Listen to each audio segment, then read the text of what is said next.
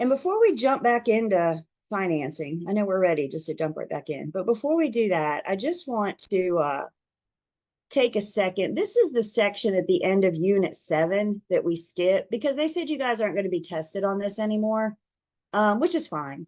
But I still think it's important that we just have a conversation about these things so you guys are prepared and you're getting ready for that next chapter of your life once you get your real estate license.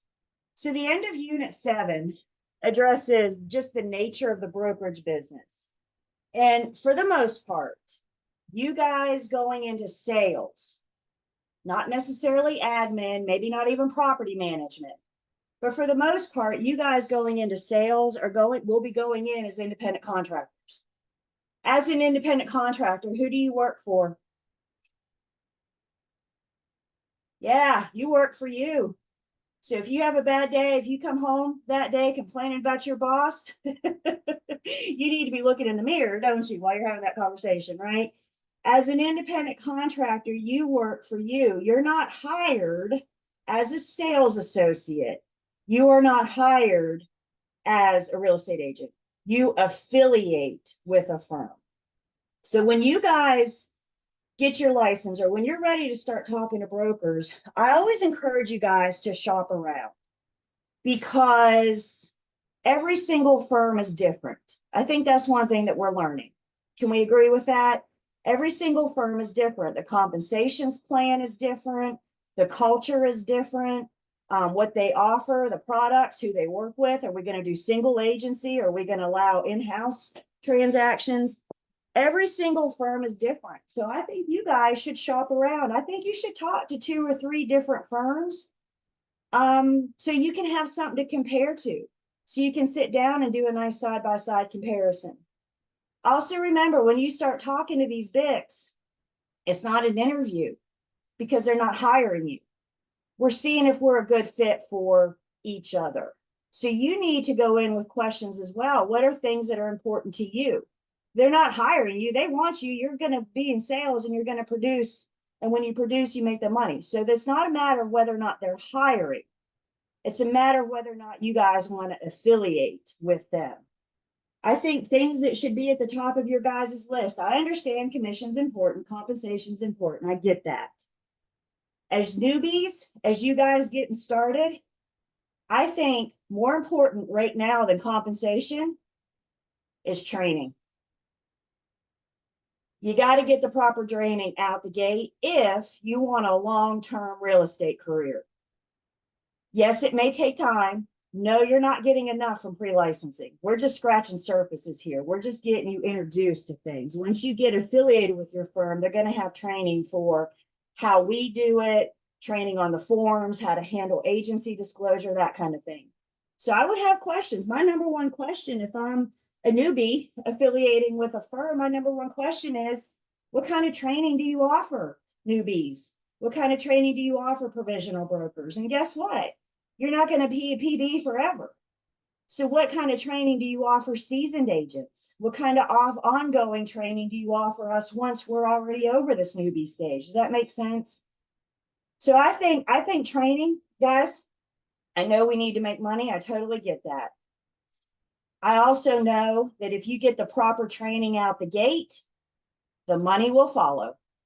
And you're setting yourself up for a long-term career. If you throw yourself into something and you don't get that training, you may not have the success that you would had you get that training up front.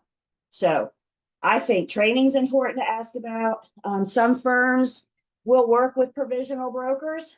Other firms will say, drop your provisional status and come see me once you get some experience. They're all different and they're all entitled to allow PBs or not.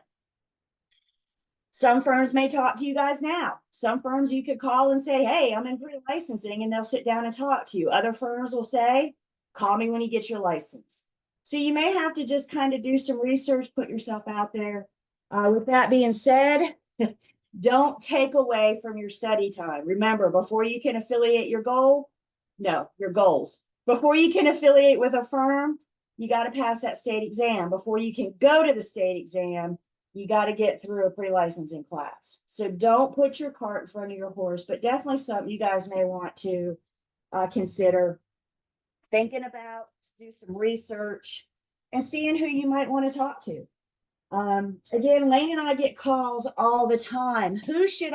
Which firm should I join? I can't answer that for you. You need to find the best fit for you. What else is important to you? Is culture important to you? Is doing fundraising and charity events, is that important to you? Is company social outings important to you? These are all things that you can ask, that you can find out from your BIC or from the BIC when you're interviewing or when you're having that conversation. The other thing, or another thing, good morning. And we've mentioned this, but again, we're back at the end of Unit 7. So I just wanted to address this. And again, you know, your firms may address this with you as well. But guys, remember, there is nothing that says I have to accept any agency relationship. If we're butting heads at the buyer consultation, you may want to think about it. If you have an unrealistic seller that wants to list for way more than you think you can ever sell their home for, you may need to think about this. You may need to have a conversation with your BIC. But understand this, once you are in an agency relationship, you are in, and you owe them old car, whether you're button heads or not. So once you're in, you're in. What this is addressing is, do you want to get in? So just always remember, and again, you may want to discuss with your BIC. I'm not trying to say that, you know, but I mean, guys, we're working with the public, and some members of the public are more difficult than others.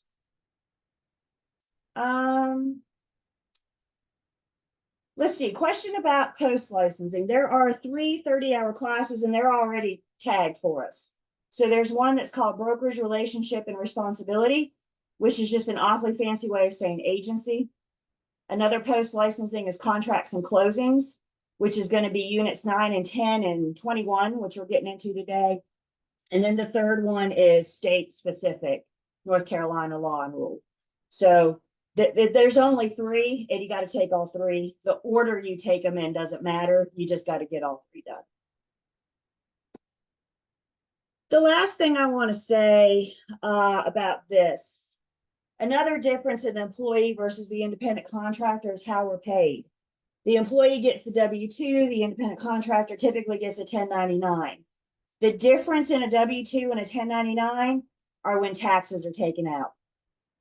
W-2 employees have taxes taken out before you receive your check. 1099 does not take taxes out. But guess what? At the end of the year, our favorite Uncle Sam is standing there with his hand out going, oh, you had a good year. Pay up. So your taxes as a 1099 employee are not taken out, or they're not withheld from the check. I highly recommend, I strongly encourage you guys, especially your first year in sales, to talk to an accountant. You want to make sure that you're setting aside enough money to pay that tax bill at the end of the year. You also want to make sure you know how much to set aside for your business, for advertising, for marketing. And guess what? As an independent contractor, once you pay your business, then you got to pay yourself. So you need to know how to take that commission check and divvy it out, so you're not stuck at the end of the year, or you're not hurting yourself or your business. So the W-2 employee is usually paid salary or hourly. The independent contractor is paid commission, which means we get paid when it closes. We don't get benefits. We have benefits available through resources such as the National Association of Realtors. They offer us insurance, but your firm probably won't. They're not going to give you vacation time and sick time because you're an independent contractor, because you're affiliated, you're not an employee. Also with the employee, the BIC can say, you're going to work Monday through Friday, 9 to 5. You're going to take lunch at 12, right? You're going to punch in a clock. Independent contractor, I'm free to set my hours. I'm free to work when I want to work. Now your BIC, especially as a provisional broker, your BIC may require you to be in the office more. But once you drop that provisional status, you're kind of off on your own. Long gone the day of a real estate agent sitting behind their desk all day. We're out and about all day showing property. Somebody asked me once when I first got into sales where I work, and I said, Sheets are pretty good because I got Wi-Fi, I got clean restrooms, they have water, snacks, what else do you need, right? So where do we work? Wherever I can get internet in some cases. Now, with that being said, PBs, they may require you to come in. But really, you're pretty much free to set your own hours. We set my agents set their goals every year. And every year my agents say, I want to close. How many closings do you want to have this year? And my BIC says, awesome. What can I do to help you achieve those goals? How can I assist you in getting to your goal of however many closings you want to do this year? Outside of that, I'm kind of on my own to achieve my own goals, and they are my goals. So if I don't achieve my goals because I'm not out working, I'm not out prospecting, I'm not out trying to find business, I'm now out on the regular. I mean, I could take a day off easy, but I'm not going to have a result in a couple months from now. I'm not going to result in a client. Does that make sense? Your BIC is not going to call you every day and say, did you prospect today? Did you make your 5 phone calls today? Did you send your email blast today? That's what being an independent contractor is. If you want a closing in a couple months, you need to send some emails today. You need to prospect today. Does that make sense? And that's where you got to be disciplined. That's where you got to, maybe be a little hungry. I don't know, but you got to be motivated to do that work today because you typically don't have a BIC telling you what to do each day. That's what being an independent contractor is. Questions or comments? Just the nature of the business.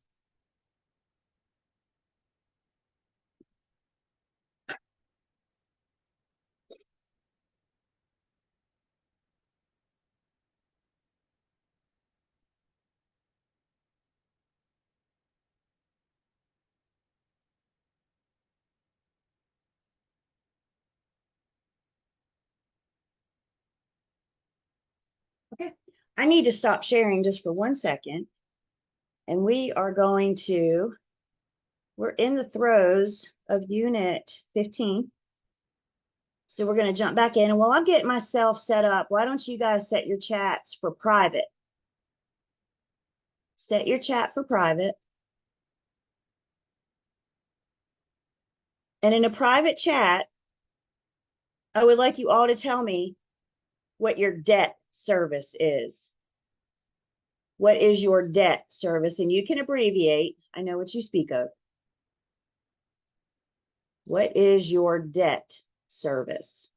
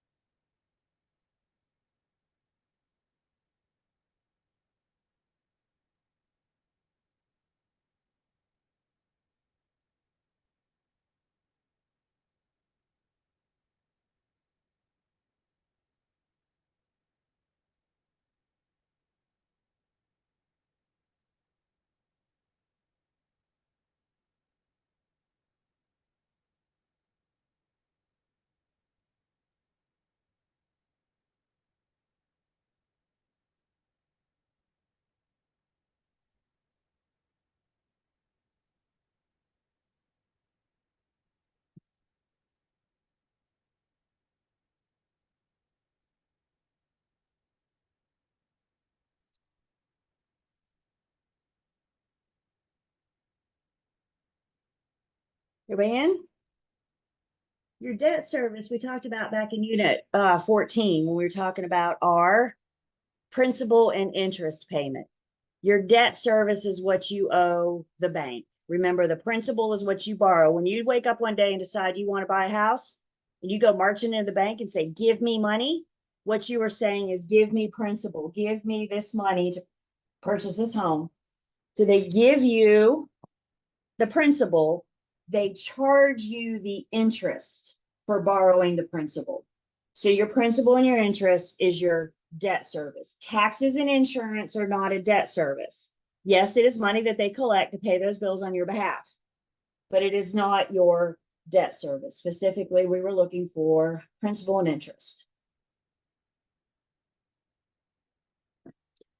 So in 14, I just got one more little piece in this section. You guys will remember we left each other on Thursday and we were talking about loan types.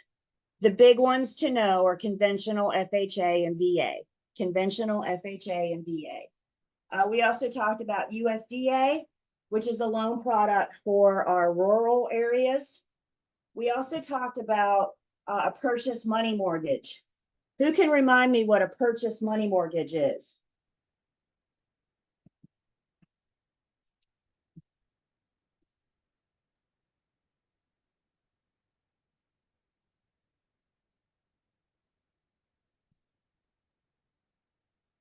There it is. There it is. Purchase money mortgage. Simplify this thing, you guys. Don't make it harder than it is. Purchase money mortgage is seller financing. Purchase money mortgage, and I don't know why it's called what it is, but purchase money mortgage is seller financing. So in seller financing, the seller, I guess we could say, is floating the loan. The seller is allowing the buyer to pay for the property in payments. And we compared a purchase money mortgage to an installment contract, an installment land contract that we talked about at the end of Unit 10. With both a purchase money mortgage and an installment land contract, the buyer's paying the seller. The difference of the two is when the money changes hands. With a purchase money mortgage, the money changes hand, or I'm sorry, the contract changes hands. And with a purchase money mortgage, the contract changes hands at closing. The deed, why can I not say that today? I'm sorry, may I please start over? With a purchase money mortgage, the deed changes hands at closing. I'm sorry. Purchase money mortgage, the deed changes hands at closing. With an installment land contract, the deed changes hands when the last payment is made. With the installment land contract, it's like we're buying a house on layaway. When do you get something off a layaway? When you make that last payment. So with an installment land contract, when do you get your house off a layaway? When do you get your deed? When you've made that last payment. The rest of these are all Green Star, just a very basic understanding of some other different loan products out there. If you guys get a test question on this, I imagine it's going to be a scenario and it's going to say which loan product best fits this scenario. So we're going to go through these pretty quickly just to get that basic understanding. The package loan combines real estate and personal property. So for example, if you were going to buy a furnished condo at the beach, you would need a package loan because you're buying the condo and you're buying the wicker furniture that goes with it. So that would be a package loan. A bridge loan is a short-term loan. Sometimes bridge loans are only a couple days, but think about what a bridge does. A bridge loan closes a gap from one loan ending to another loan beginning. For some reason, we don't have it ending and beginning at the same time, so we need something to float us through, and that would be a bridge loan. A blanket mortgage is when you're going to purchase more than one parcel of land. Let's say you're going to buy 3. Let's say you're a developer and you're going to buy 3 tracts of land so you can combine them to subdivide them to build a house on. You may purchase those 3 tracts of land with a blanket mortgage, for example. An open-end mortgage is a line of credit. You're borrowing against your home. You need money for something. You have equity in your home. We're going to talk about equity. But you have equity. Equity is your money. It's the money you have in it. So you want to borrow against that equity. That would be an open-end mortgage. Construction loans are for new construction. These get tricky. Think about this. You're asking the bank for money for a product that doesn't exist yet. It's in your mind and on the blueprint. And you want money to build this house. We're all standing on dirt. Most construction loans are issued in sections. So at the completion of the framing, we're going to release more money to do the next stage, for example. There's money released throughout the process to protect the lender, to make sure that money is going towards a new construction. Buy down loans are a way to lower your interest rate. So maybe you take a loan for your interest to get a larger or a lower interest rate on the payment. Home equity loans are awfully similar to open-end mortgages. I wouldn't worry too much about getting those mixed up. But really the big difference between a home equity loan and an open-end mortgage, home equity loans are more for consolidating debt.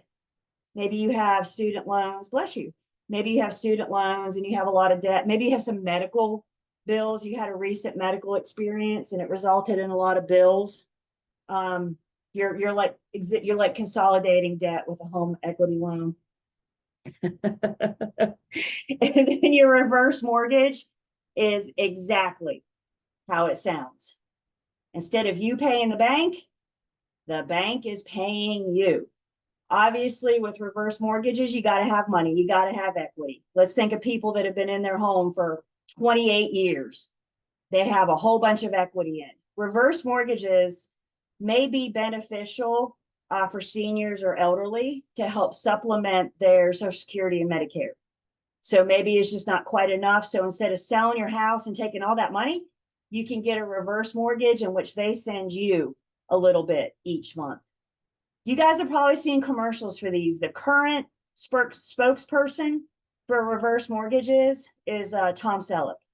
So if you see Tom out there talking, that's what he's talking about, are these reverse mortgages. Again, just a very basic understanding. The big focus being on the other loan products that we talked about. Questions?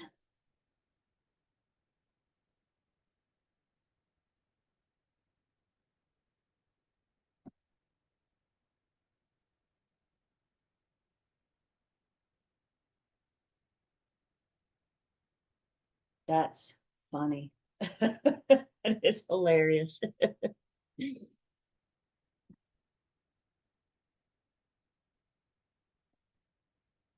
So with any of these loan types, again, getting us back to mortgage priorities, we know, we're all good. Liens are paid in the order in which they're recorded, except for the mechanics lien is paid in the order in which the work began. You guys dreaming about that yet? As many times we said it. We talked about how mortgage priority can change a little bit with a foreclosure. Usually the cost of sale gets paid, or the cost of sale will get paid first, and then the lien priority. But now what we need to talk about with lien priority is the difference in a senior versus a junior mortgage. A senior mortgage, this is the loan, this is the first loan you got. The loan that you had to take to buy your house is a senior mortgage. Any other mortgages after that are your junior mortgages. Junior mortgages, if you borrow against your home, you have an additional lien, an additional mortgage. Junior mortgages tend to have a higher interest rate. They tend to be a little bit harder to get because they know with this junior mortgage, they're going to, in order of recordation, they know the senior mortgage is going to get paid first because the senior mortgage was recorded first. It was recorded in some cases before you got the keys to your brand new house. So then the junior mortgage shows up somewhere along the line and they know their lien priority is under the senior. So they're taking a bigger risk by giving you that second mortgage or third mortgage, for example. A subordination agreement, that prefix sub means under. So subordination agreement, you're agreeing, it's you're placing yourself in a lower ranking. Where we may see a subordination agreement, the little arrow I just drew, this is our mortgage priority. This shows us that the senior loan will get paid first because they recorded first. The junior loan will get paid after them because they recorded after them. So let's say after you got this junior mortgage, you decided to refinance your senior mortgage, which means you're redoing this whole loan. You're applying for a new interest rate. You're applying for new everything. You're trying to refinance to start from scratch. When you refinance, that shuffles up the mortgage priority. And now who's getting paid first? That junior mortgage. The senior is not going to agree to refinance if the junior doesn't agree to subordinate. If the junior doesn't agree to place themselves in a lower ranking. If the junior won't do it, the senior's not going to refinance. Makes sense, right? They're protecting their interests. So in order for that to happen, the senior may require the junior to subordinate, to place themselves in a lower ranking. And when they do, the senior's still going to get paid first. And then we can go on with the refinancing.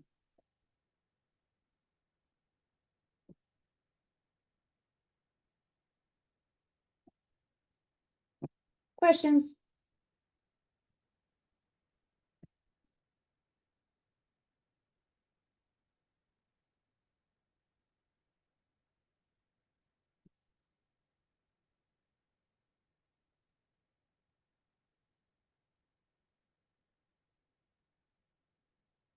Let's get some more into the in practice piece of it, the lending practice and procedures. So we're going to talk about your loan application when we get into 24 or 21. Awesome. If you could just tell me who you are. If you could, I don't know if you can rename, but if not, throw it in the chat. So I got you. Thank you. So the loan application, we're going to talk more about that. Again, 21 is the contract to closing process. So we're going to talk a little bit more about that. But for right now, when we know that we have, awesome, thank you, know that we have the loan application, it's because we have information about the borrower, it's because we have information about the property, and we have information about the loan. There's only so far in the process we can go until the buyer decides what they want to buy, and we have a purchase price, we have a value, we know what the lender, I mean, we can say you can get a loan for anything up to this amount, but that doesn't tell the lender exactly what it is that amount's going to be until we have that contract in our hand. So we might be able to get the people through the borrower's information and get what's known as a pre-approval or a pre-qualification, which I will talk about in a second. And then we got to get information about the property and on the loan itself. As far as the loan process goes, this is one place that agents can really help their buyers. We can help our buyers understand the importance of communicating with the lender. Once we get that loan application, once we have all pieces that we need, that's when the lender starts their process. And the lender is going to have to go back to the borrower and get additional information. They're not getting it all to get the pre-approval. They're only getting so far. And now we got to get the buyer to give more information. And one thing brokers can really do is have a conversation with your buyers and let your buyers know the importance of communicating with the lender. They can't go on to the next step of the loan approval process until this step is finished. So if they're waiting on documents, if they're waiting on, I don't know, a W-2 from the buyer, and the buyer's not sending that W-2, the whole loan process is paused. Would it surprise you guys if I told you that some buyers have delayed their own closing? And they said delays just happen, right? But some buyers have delayed their own closing because they haven't gotten the lender the information they need in enough time to turn it around. As a buyer's agent, when we go under contract, I tell my buyers, the lender is your priority.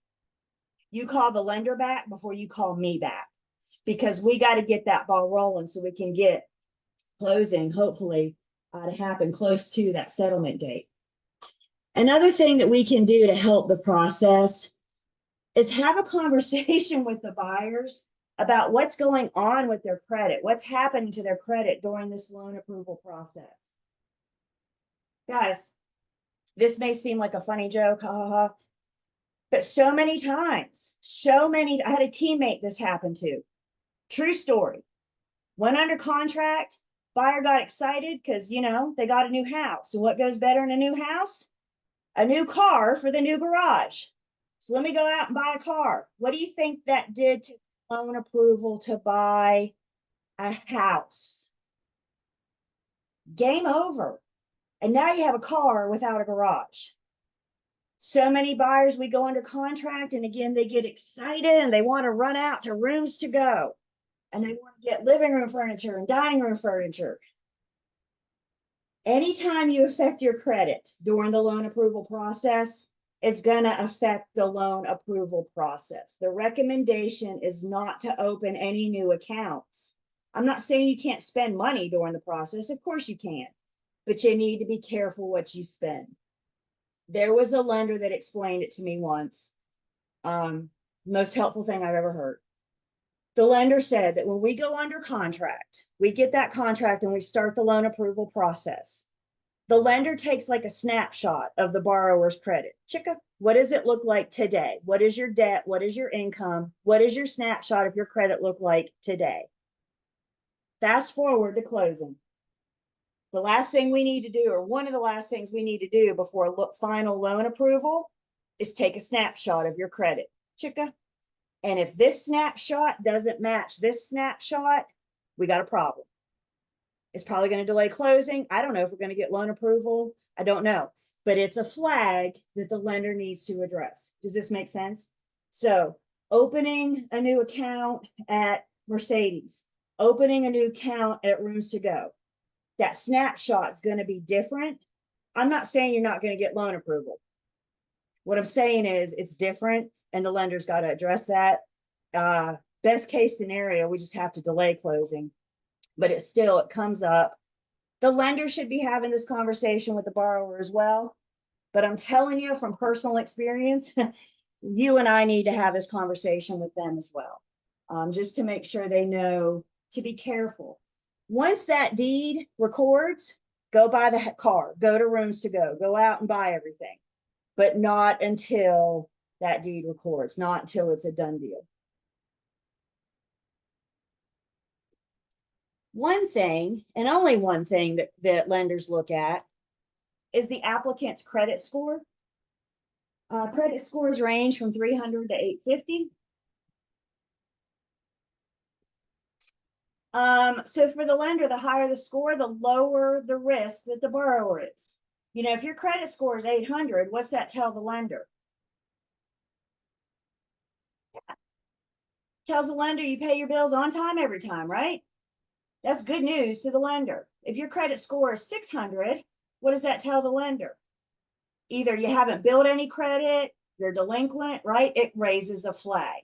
Now, all lenders have a different threshold. Some may say, please, for example, some may say if your credit score is below 600, then I can't do anything for you. A good lender will help that borrower get their credit score above 600. It may take time. You may have to pay off some debt, right? You may have to work to get there, but a good lender is going to help that borrower get that credit score up so it decreases or increases or decreases, I should say, the risk to the lender.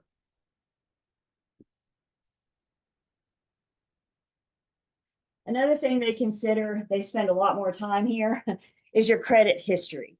So the underwriter is the behind the scenes of the lender that processes everything. They're the ones back there crunching numbers and making sure the debt to income ratios shake out. So the underwriter is going to go, they're going to want to see at least 2 years of your credit history in detail. They may ask to go back further. If they're not satisfied, they're looking for patterns.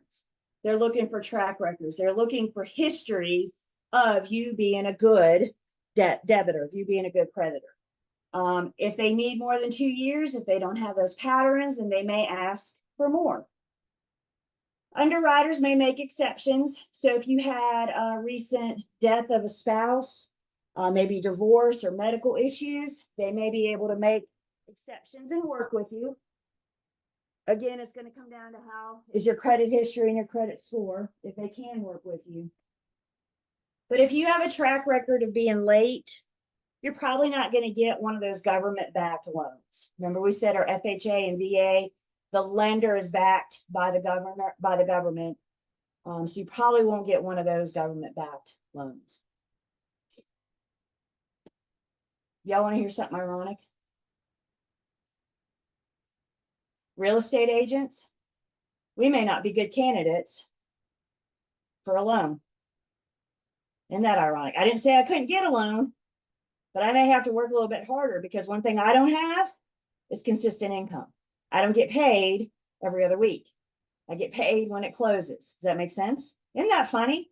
So I may have to show a longer history than 2 years. I'm not saying I can't get a loan as a real estate agent, but I'm saying we may have to show a longer history to show not so much the consistency of income, but the fact that I am getting income in. Does that make sense?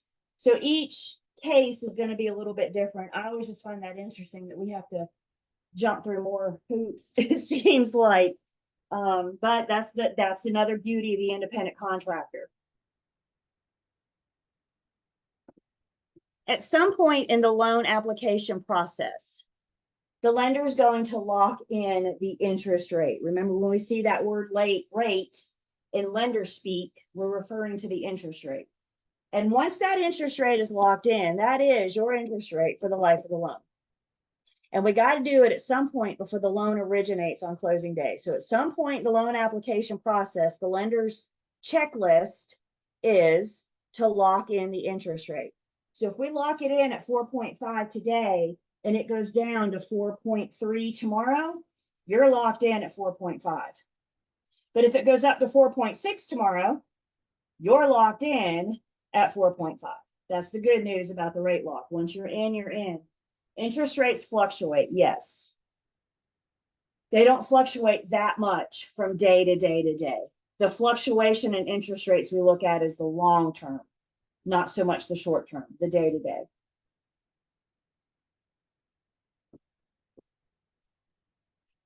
So let's take our lender hat off, put our broker hat back on for just a second, and talk about what all this means for us.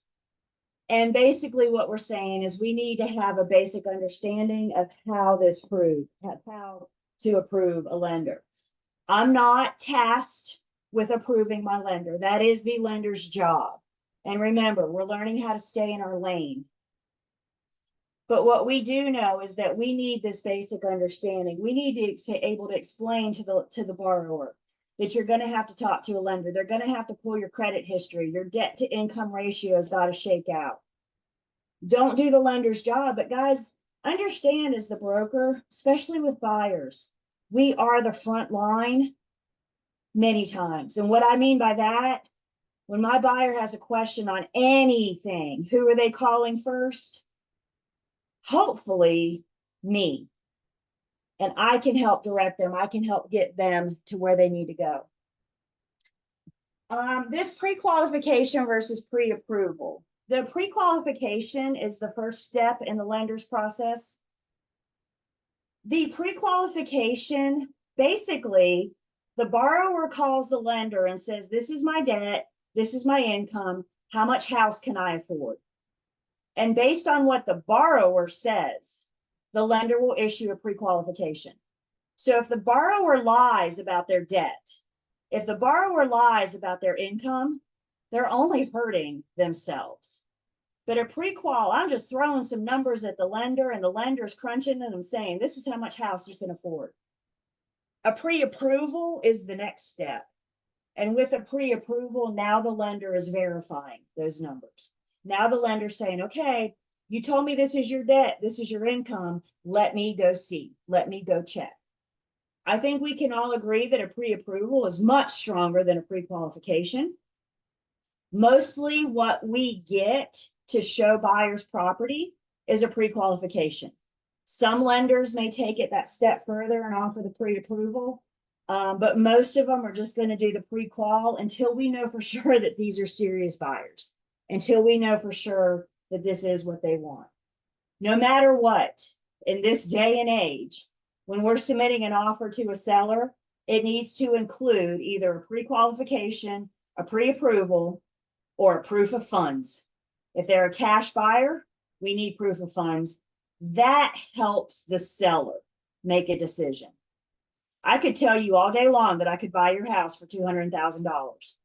What does that mean to you if you don't have the paper to back it? If you don't have the proof that I've talked to a lender or the proof that I have that kind of money laying around in my bank? So there's no law that says you have to provide a pre-approval or pre-qualification, but it does make for a stronger offer for your buyer. We got a better chance of it getting accepted if we can show that we've at least had that conversation with the lender. I don't know many sellers that are going to consider your offer today based on your word. Seller doesn't know you, right? Put yourself in the seller's shoes. Like I said, I just offered to buy your house for $200,000. Can I afford it? Well, that's up for you to decide until I have that piece of paper proving it. Does that make sense? Also understand too, you guys, the pre-qualification and the pre-approval are not final loan approval. We're going to talk more about final loan approval. It's no guarantee. All it is a piece of paper saying we've had these conversations and we feel comfortable enough that we can go out and look at properties. Once we find one, then we'll start that loan approval process. Lender hats back on for just a second. I mentioned underwriting. Like I said, they're just kind of they work for the lender. They're the behind the scenes that crunch all the numbers. They, when it comes to your debt to income, there are no stones left unturned, especially post the housing market crash. Borrowers come into this with secrets, and guess what? The lender will find them. The underwriter will find them. So they're going to look at like your credit characteristic, what's your patterns, what's your history. They're going to look at all the current assets that you have. Do you own other properties? What vehicles do you have? Boats, whatever. And they're going to want to see the stability of your income. If you job hop a lot, that may raise up a flag for underwriting. I'm not saying you won't get loan approval, but it may raise up a flag. They may need more information.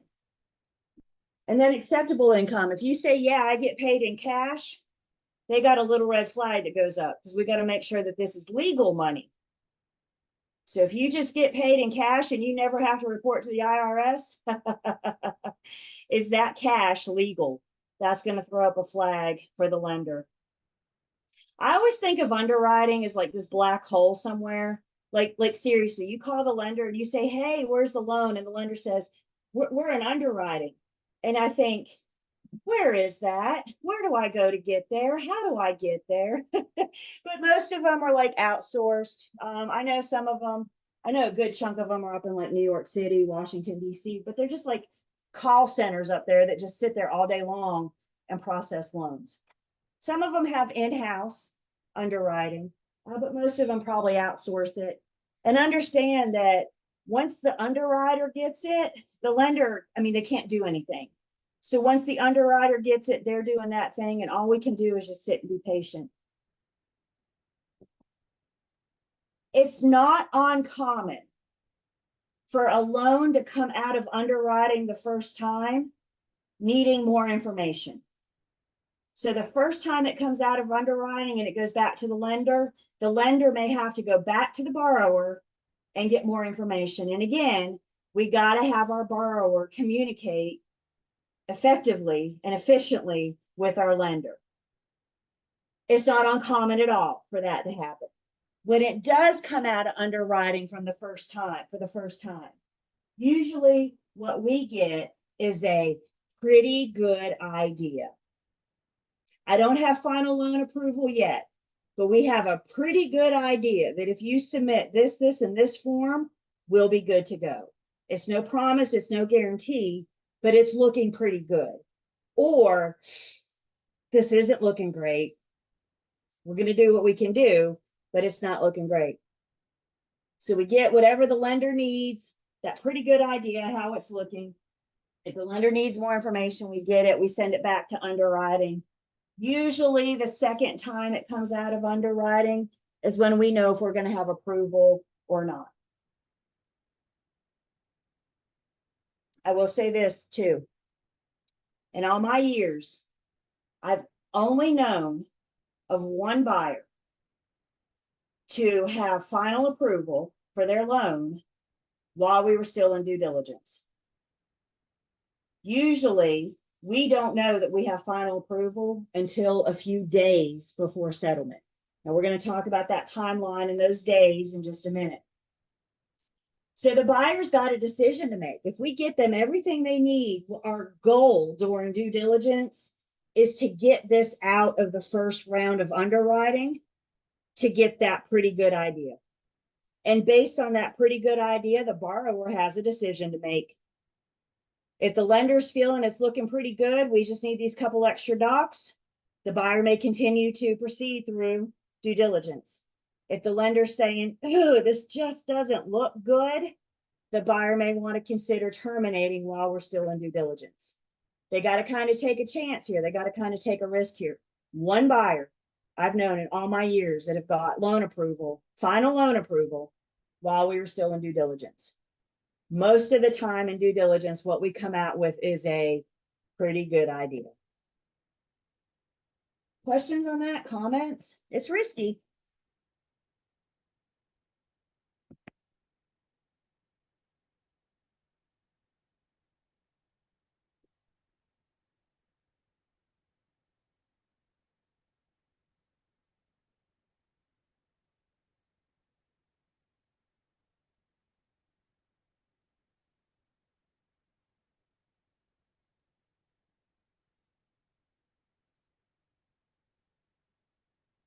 Another thing that the lender considers is qualifying ratios. We're going to talk more about these in just a minute. So for right now, we're just going to say each loan product has different qualifying ratios. So what you're looking at here is the current qualifying ratios for our big three loan products, conventional, FHA, and VA. I don't know that you need to know these numbers. But in just a bit, when we talk about the qualifying ratios, we're going to focus specifically just on the conventional loan and the 28 and 36% ratios. We're going to talk about what those numbers mean, and we're going to talk about what that means to the lender. So just bear with me for a minute.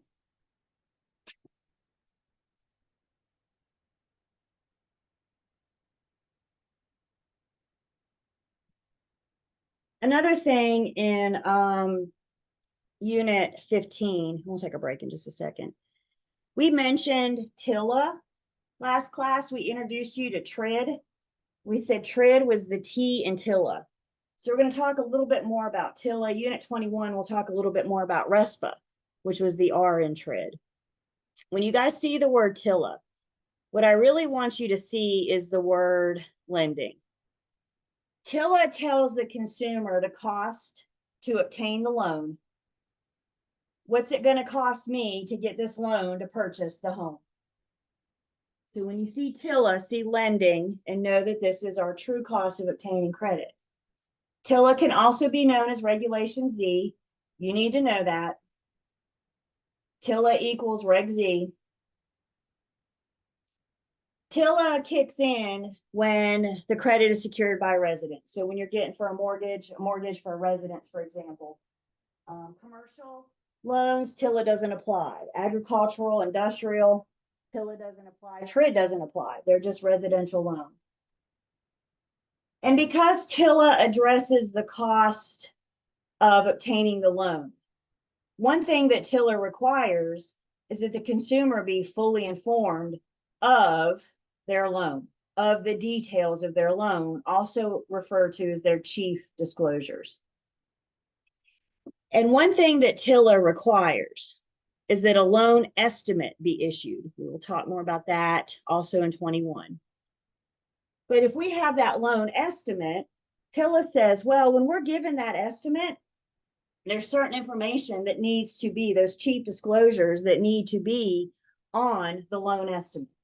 So the APR is also known as the annual percentage rate. I'm on page 429. The APR is the annual percentage rate. This is like the interest rate and more.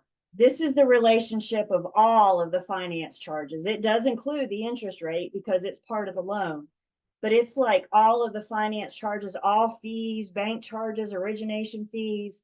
The APR is the relationship of all of those charges not just the interest rate. The loan estimate has to provide financing charges, all the origination fees, etc., that are associated with the loan.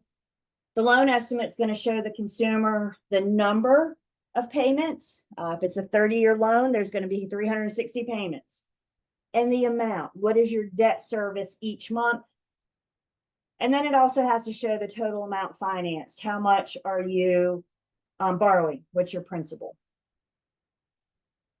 Again, more on the loan estimate when we get to Unit 21. There's some other rules, I guess, that apply with the loan estimate.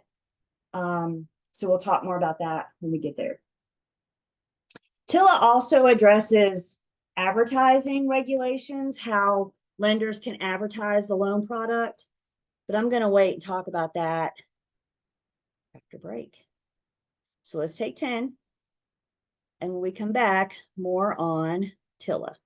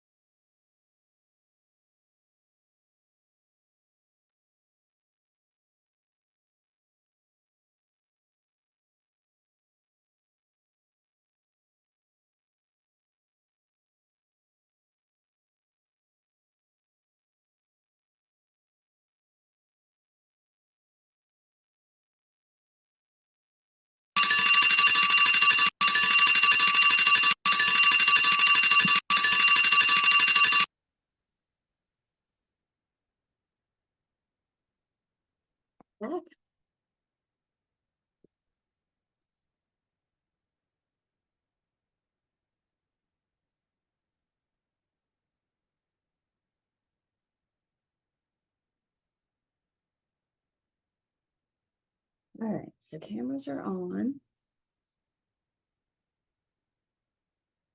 I'm going to take attendance. We're going to talk about what TILA means in advertising. Remember this, TILA is a lender law. But because we work so close, TRID is a lender law, but because we work so close with the lenders, again, we need a basic understanding, specifically when it comes to advertising regulations. So one thing that TILA does with these advertising regulations is it kind of regulates how the lender advertises information about the loan. And when the lender is advertising information about the loan, they need to make sure that they are avoiding trigger terms. A trigger term is when a specific number about the loan has been hit. We're going to look at some examples in a second. The lender can talk broad. They can talk general. So they can say, for example, low down payment. They've not hit a trigger term. However, if they say 0 down, 0 is a specific number, and they have hit a trigger term. So these advertising, again, we're trying to educate the consumer about the specifics about the loan. So if any trigger, if any specific number is mentioned, then the lender is required to reveal all of the financing terms. Loans are not a one-size-fits-all product. Every single one of us on this call has a different credit history. We have a different credit score. We have different debt to income ratio. And when the lender says a specific number, when they hit a trigger term, they're given the implication that all of us are going to qualify for this 0 down payment. And that's not true. We all won't. If we really wanted to have a lot of fun this afternoon, y'all want to have some fun this afternoon? We're not. But we could all call the same lender and try to get approval for the same property. And I promise you, we would all walk away with different terms because we would all come into this with a different down payment. We would all come into this with a different credit. Does that make sense? We all have something different to bring to the table, and the lender has to figure out how to make a loan work for each of us. So with the TILA, it's trying to prevent false or misleading advertisement. And we got to stay away from those specific numbers because those specific numbers imply that it's a one size fits all, which it's anything but. So again, we'll look at some examples in just a second. But if any number, if any of those specific numbers are hit in an ad, then the lender has to reveal all of the financing terms. Trigger terms specifically, what constitutes a trigger term? The amount of the down payment, the amount of any payment, the number of payments, period of repayment, or the dollar amount of the finance charge. Again, can we see the difference of hear the difference of low payment terms versus 180 months, for example? So low payment terms means you can get a 15-year loan, but I can't say a 15-year loan. I can't say 180 months because that's that trigger term. You may get a 10-year loan. I may get a 30-year loan. So the number of payments, anything specific about the loan. We got to stay away from numbers. The lender has to stay away from numbers.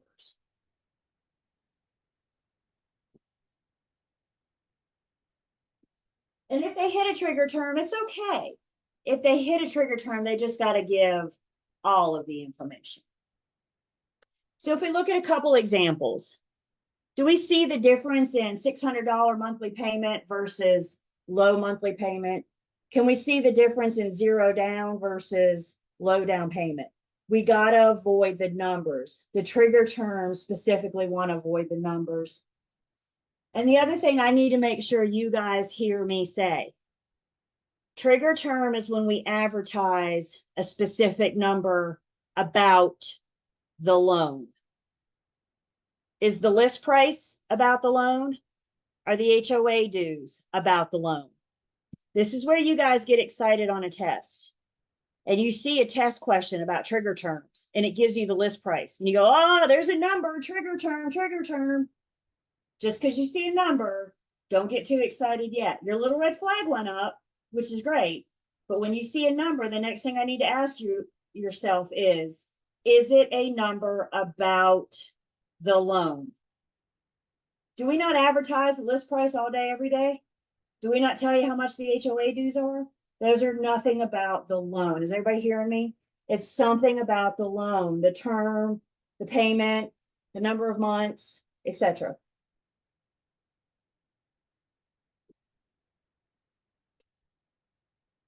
So like we said, just a little bit more specific. Once that trigger term is hit, then the following has to be disclosed. We got to give all the information about the loan.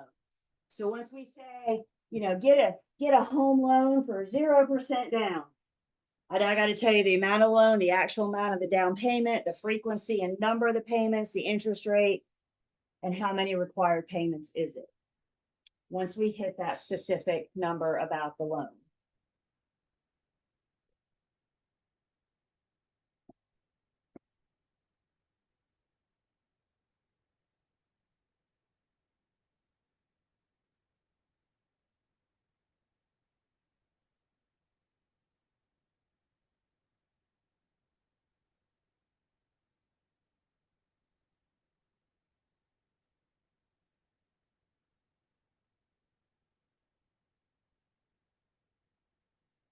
So, gee, Julie, what's the big deal? So what? I said a payment in the loan. Who cares? Okay. Penalties on page 429 for violating TILA, for violating these advertising penalties, advertising triggers. You could be looking at 10 grand per day per violation.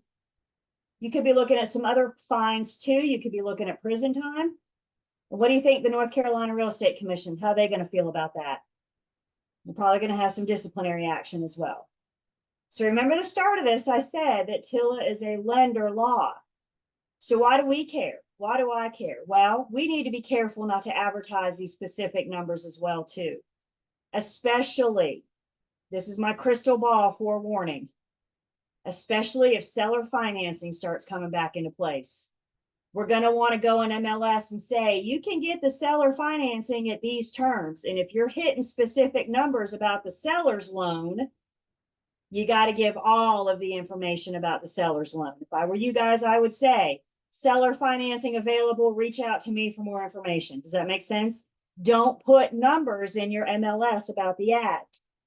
The other thing we need to be aware of, guys, a lot of times we do stuff with the lenders. You will form, if you don't have one, you will find a lender buddy. You guys will, he'll be a good one for you to recommend to your buyers too, and you'll form a relationship with lenders. So let's say you have a lender buddy, and let's say you get a really nice listing. You get a nice listing. My firm just got one this week, is $865,000. It's a nice house, very nice. So you get this nice listing, $865,000, and you decide you want to do a broker open. So maybe next week you have the home open for your fellow agents to come through and check it out. So hopefully they can tell their buyers about it. And you're going to do an event. What do you want to do? You want to do a wine and cheese? And doesn't sound nice. And you're going to do a broker open, and you're going to invite all the agents in your MLS to come over and check it out. And you go to your lender buddy and you say, hey, you want to co-host this broker open with me?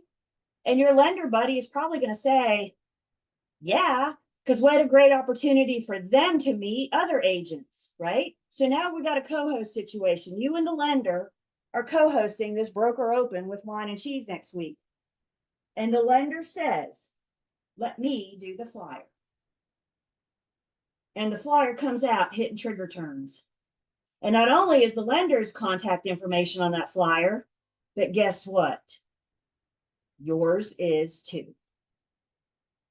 Does that make sense? Even though you didn't see it, you didn't do it, there's a piece of paper out there with your name on it in trigger terms. Does that make sense? You need to tell the lender buddy, thank you for offering to do the flyer. Let me see it before you release it. And you need to make sure that there's nothing on there, such as trigger terms before it goes out under your name. Questions about TILA, specifically our advertising guidelines, trigger terms.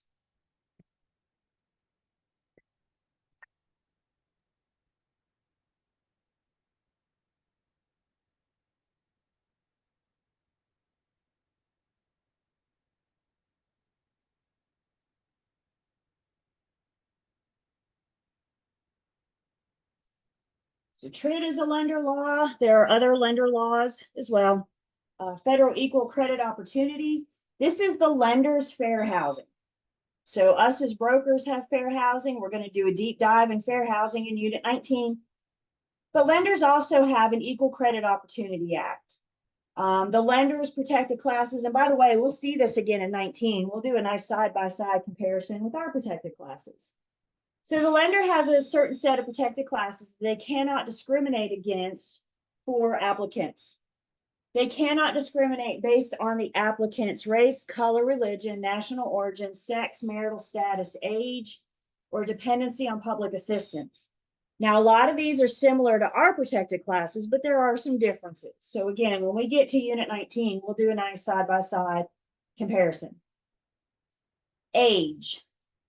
That little asterisk is to remind me that age is as long as the applicant is 18 years. Obviously, a 17-and-a-half-year-old won't be able to apply for a mortgage. Age is protecting, for example, the 90-year-old that applies for a 30-year mortgage. I'll let you do that math. That 90-year-old can't be denied the 30-year mortgage because of their age. So once the applicant is 18, age is a protected class. The other thing that the Federal Equal Credit Opportunity Act gives the lenders is that if you're not going to get loan approval, if they're going to deny you loan approval, they have to tell you in writing why. And the reasons why you're not getting this loan approval had better not be because of your race, color, religion, national origin, sex, marital status, age, or dependency on public assistance. If you're not getting loan approval, it should shake down to debt to income ratio. Your debt to income ratios just don't work out. So again, we'll see this again when we get to 19. We'll talk about the protected classes. Good morning. We'll talk about the protected classes and what those mean, especially with the brokers, and what those mean, and we'll break those down. Another act the lenders have is the Fair Credit Reporting Act. This is what gives us the right to check our credit report. We can pull it once a year for free. It reports from all three sources. I always have to look. Equifax, Experian, and TransUnion, page 430. So we're encouraged as consumers to pull your credit report once a year. Does anybody already do that? I used to be really good at it, but I've slacked a little bit. I probably need to get better. It used to be January was my thing to do it. So I guess I either need to do it in May or wait till next January. I don't know, but make that effort to pull your credit at least once a year. So many times people don't find out that they had an account that was compromised until they're going to apply for a home loan. So by us checking it once a year, and if you find anything that you didn't put on it, then you have the right to investigate that, look into it, and make sure that what's on your credit report is accurate.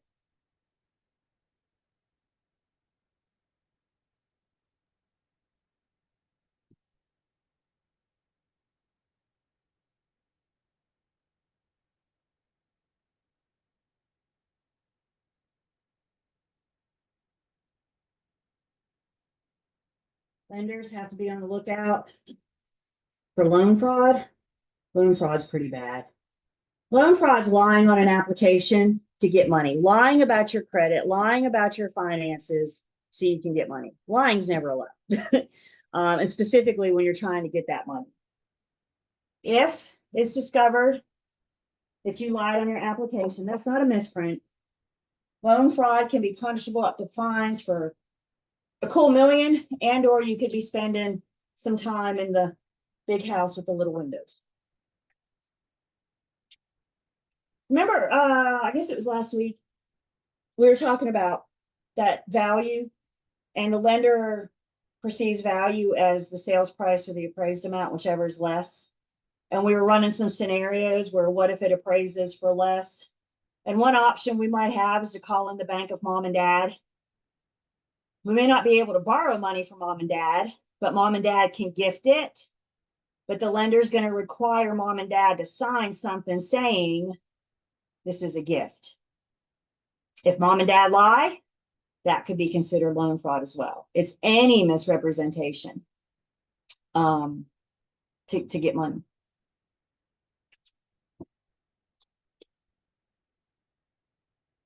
And the last brief lender act is the Predatory Lending Act. Again, other laws in place just to protect the consumer. That's what a lot of these things that we have today are in place to protect the consumer. So restrictions, again, lenders, they're just like real estate firms. They're free to set their own interest rates, offer their own products, and they're all different. So we're going to encourage our buyers to shop around. Predatory lending acts may put limitations on some high cost loans, may have to revise allowable fees or charges.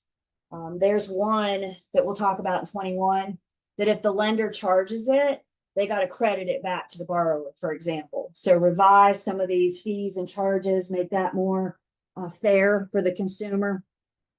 Prohibit unfair, deceptive lender practices, trying to keep everybody honest. And then such a big part of it, such a big part of consumer protection is to educate the consumer. And it's incredible to me what TRID has done versus to how it used to be. And now consumers, they get time to look at their numbers. They get time to make sure they're comfortable with that monthly payment, for example, for the monthly debt service for the next 30 years. And that's where we're heading more in 21.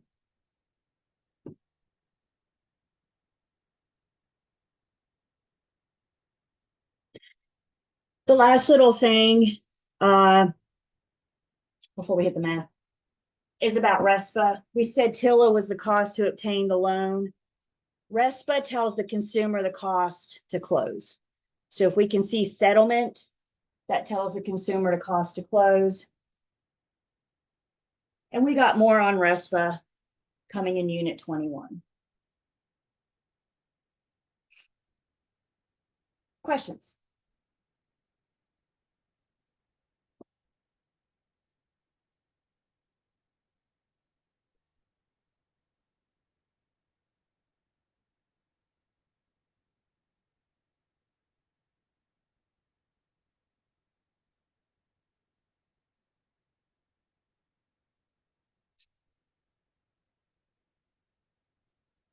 A little bit of math in 15.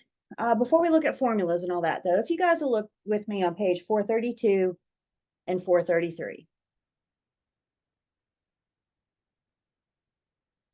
432 and 433. And what we're looking at 432 and 433 is a mortgage factor chart, also referred to as a rate factor chart. The rate that we're talking about is the interest rate. The mortgage factor chart is what the lender uses to determine your monthly debt service, to help them determine your monthly principal and interest. So remember in Unit 14, we amortized the loan. We went through those 3 steps and we amortized the loan. And then we talked about the interest over the life of the loan. And the question, I think the amount was $499.55, something like that. And the question on the table was, will they always give us the monthly payment? Will they always give us the $499.55? And the answer to that is no. They may not always give you that number. But if they don't, they'll give you the information that you need to find it. And that information can be found in the mortgage factor chart. Listen, you don't have to memorize this chart. I get asked that all the time. Do I have to memorize it? No, you don't have to memorize it. But we do need to know how it works. In the former testing center, I was told that this chart was on the wall. And it was a big chart on the wall that we had to look at. I haven't heard about the new testing center yet, but just in case there's a chart on the wall, I want to prepare you guys until I hear differently. So this chart you're looking at may be on the wall for you to find the rate factor. The first column you have in the chart is rate. I would write the word interest above that because that number in that column is the interest rate. And then you have the term of the loan. Is it a 10-year loan, 15, 20, 25, or 30? Why don't you guys set your chat to private? And in a private chat, tell me what the mortgage factor would be on here I go on the fly, a 6.5% interest rate for a 15-year loan. What would the mortgage factor be, the rate factor be, with a 6.5% interest rate on a 15-year loan?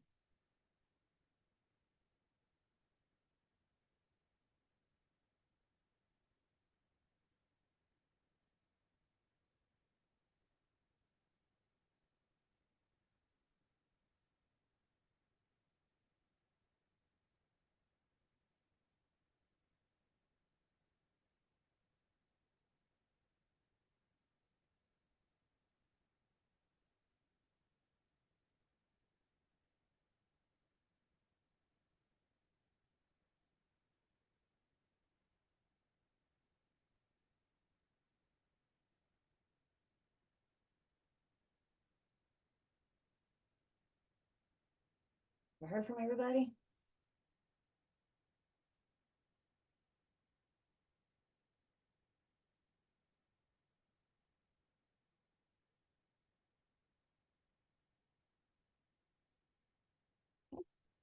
So let's test our finger sliding skills. Give me your pointer finger. Let's point it on your book under rate. Let's slide down until we get to 6.5%. And then once we hit 6.5%, let's slide to the right until we get to 15 years. So what's our mortgage factor for 6.5% for 15 years? The mortgage factor is 8.71. Does everybody see that? So that's how we use the chart. Now the next question is, what the heck does that 8.71 mean? That's our mortgage factor, and that's the number we need to plug into our formula to find your monthly debt service. This is a formula I'm still trying, trust me, but I have yet to figure out how to work the T-bar on this one. So this is something that you guys just have to memorize. I need you to memorize this formula and able to be solved the monthly principal and interest. All formulas go on a flashcard. So the problem will have to give you the loan amount. It'll have to give you the rate. It'll have to give you the term. The rate and the term will allow you to find the rate factor. The problem will not give you 1,000. If you don't know the formula, you don't know what to do with that. You don't know to add that 1,000 or to divide by that 1,000. So I always say, you guys, like 80% of the battle of math is knowing the formula. And if you don't know the formula, you might as well just put B or C or A, whatever your favorite is, and move on to other parts of the test. Put this thing on a flashcard and give it a shot. You do not have to memorize the rate factor chart. The old testing center had a chart on a wall. I don't know if the new testing center will have a chart on a wall or not. So they either have to give you the chart or they have to give you the rate factor. You don't have to memorize the chart.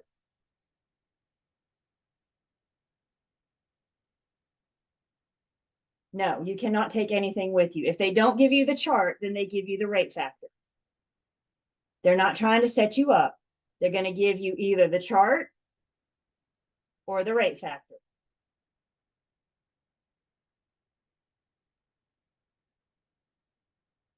Do we all have this written down? Do you have it in front of you? Head bobs? Okay. Private chat. Tell me A, B, C, or D. And then we'll take a look at it together.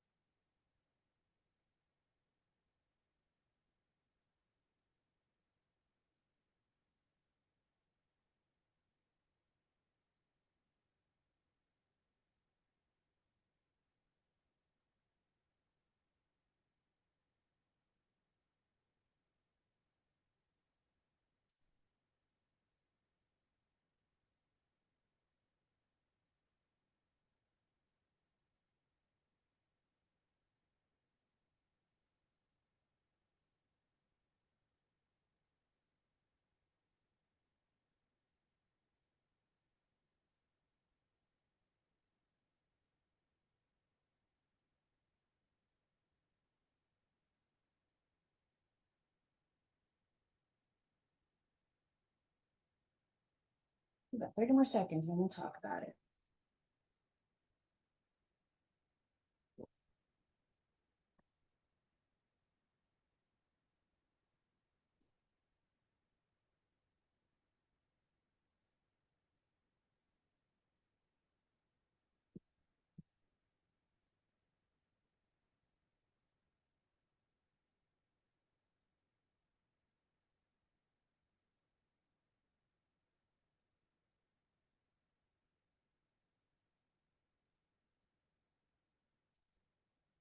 So what do we do first when we see a math problem? What do we do first when we see any problem? Just read. Breathe and read. Read and breathe. How many of you see numbers and you just want to pick your calculator up, start doing something? Breathe and read and breathe. So the Millers are borrowing $350,000 at 4.5% annual interest for 30 years. Using the mortgage factor chart, it has been determined that the mortgage factor is 5.07. What will the Millers' monthly debt service be for this loan? If you fact check me, we could go to 4.5% on page 432, slide that finger down the interest rate to 4.5%, and then go to the right until we get to 30 years, and we have a mortgage rate of 5.07. Again, they either got to provide you with the chart or give you the mortgage factor. Everybody good with that? There is no standard. You can't know that. So we got the information we need. And all we have to do now is the battle to this is knowing the formula. So what we're solving for is our principal and interest. And then we start filling in our formula. I know the loan amount is $350,000. I know my mortgage factor is 5.07. And because I know the formula, I know that I have to divide all that by 1,000. So if we take 350,000 times 350,000 times 5.07, I get a really big number.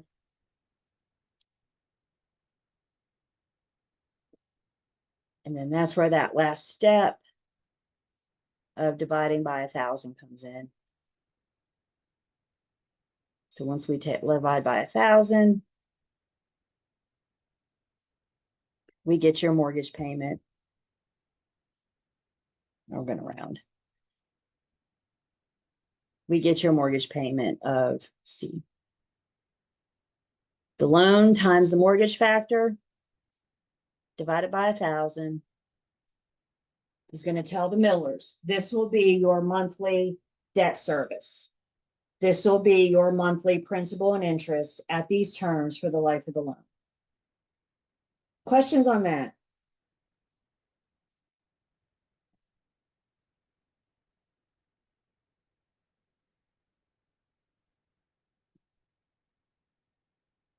Hold your place in your book and go back real quick to page 407. 407.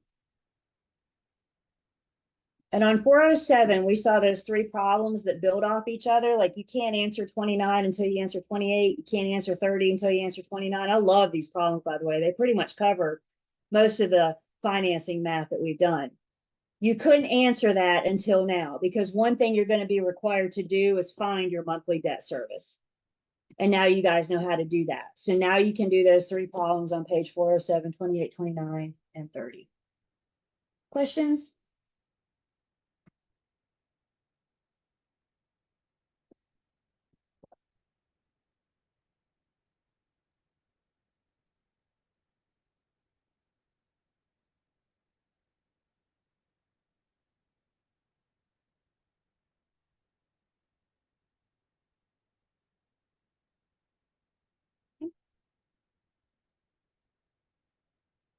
A mortgage factor is just the number they use, that the lender uses to help them determine your loan, your debt service.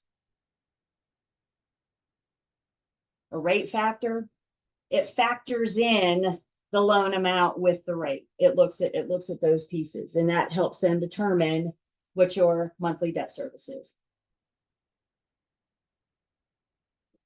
So when you go to a lender and you say, I want to borrow 350,000, the lender says, well, your interest rate's 4.5%. Your next question is going to be, what's my monthly payment going to be? And the lender can answer that question with the mortgage factor chart.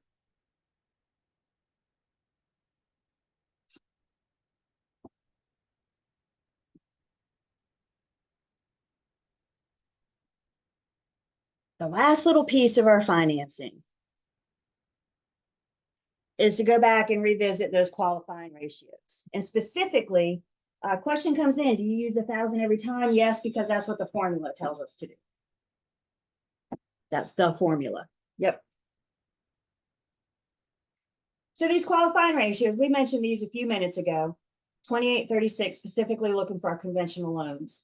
I do feel that if they give you these problems, that they will give you the 2836 on your exam, but I don't know for 100% sure. So it might not hurt to be, I'm like 98% sure, but it might not hurt to be familiar with the 2836. These two different numbers do two different things. So let's talk about first what they mean. The first number we're going to focus on is the 28%. And the 28% looks at the borrower's housing expenses. This is important, you guys. What falls under housing expenses is our principal and interest, taxes and insurance, HOA dues if applicable, and private mortgage insurance if applicable. Remember, if your conventional loan has a loan to value ratio of 80% or more, you may be subject to PMI, private mortgage insurance. So the first number looks at housing expenses. What are housing expenses? PITI, HOA dues, and PMI. Housing expenses, PITI, HOA dues, and PMI. If we look at pie, let's say this pie represents the borrower's monthly income. Everything this borrower, this household has coming in this month. Part of the qualifying process, the loan approval process, the lender will allow of your monthly income, they will allow 28% to go towards housing expenses. What are your housing expenses? PITI, HOA dues, and PMI. So of your housing expenses, of your monthly income, the lender will allow 28% to go towards your housing expenses. The second ratio, or the reoccurring obligation ratio, the 36%, looks at housing expenses. What are housing expenses? PITI, HOA dues, and PMI. You guys seeing what the problem topic is here? That's the number one question I get. What are housing expenses? Is gas bill included in housing expenses? Is internet bill included? Is water? No. What are housing expenses? PITI, HOA dues, and PMI. Can I get some head bobs, please? Thank you. The 36% then looks at your housing expenses, but it also looks at your reoccurring debt. Car payment, medical bills, credit cards, child support, alimony, student loans. What are those things that you sit down and pay month after month after month after month? That is your reoccurring debt. Lenders will approve loans. Again, if we look at pie, and the whole pie represents the borrower's monthly income. The lender says, of the borrower's monthly income, they can allow 36% to go towards housing expenses plus reoccurring debt. They got a cap, they got a limit how much we're allowed to spend on houses, how much we're allowed to account for with our reoccurring debt. This reoccurring debt is money that we already have. We came to the lender with this debt. And let's think about what we're looking at here. We're looking at housing expenses and debt. Have we paid that power bill yet? Have we paid the water bill yet? Have you put gas in your car yet? Have you eaten dinner yet? Right? So why do they cap it? You want a new pair of jeans this month? Why do they cap it? Because we have other things that we have to do besides pay bills, besides pay housing expenses and recurring debt. Does that make sense? So the algorithms say that if we're capping 28% for housing expenses, 36% for recurring obligations, that assures the lender that you can still do everything else you need to do and pay your bills. In order for a borrower to qualify,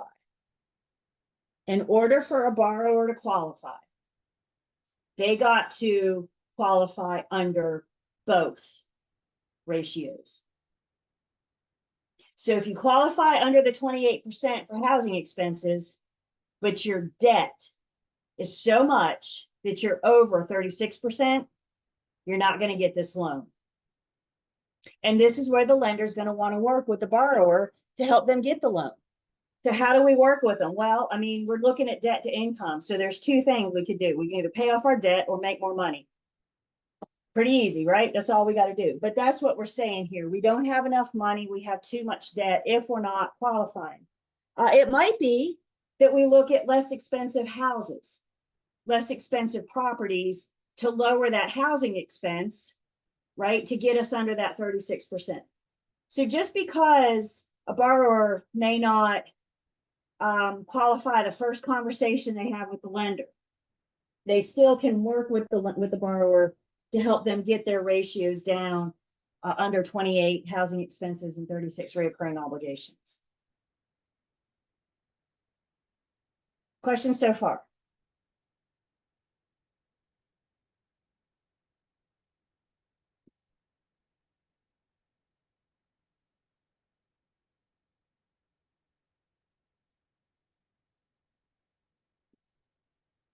Again, the pie is the borrower's monthly income.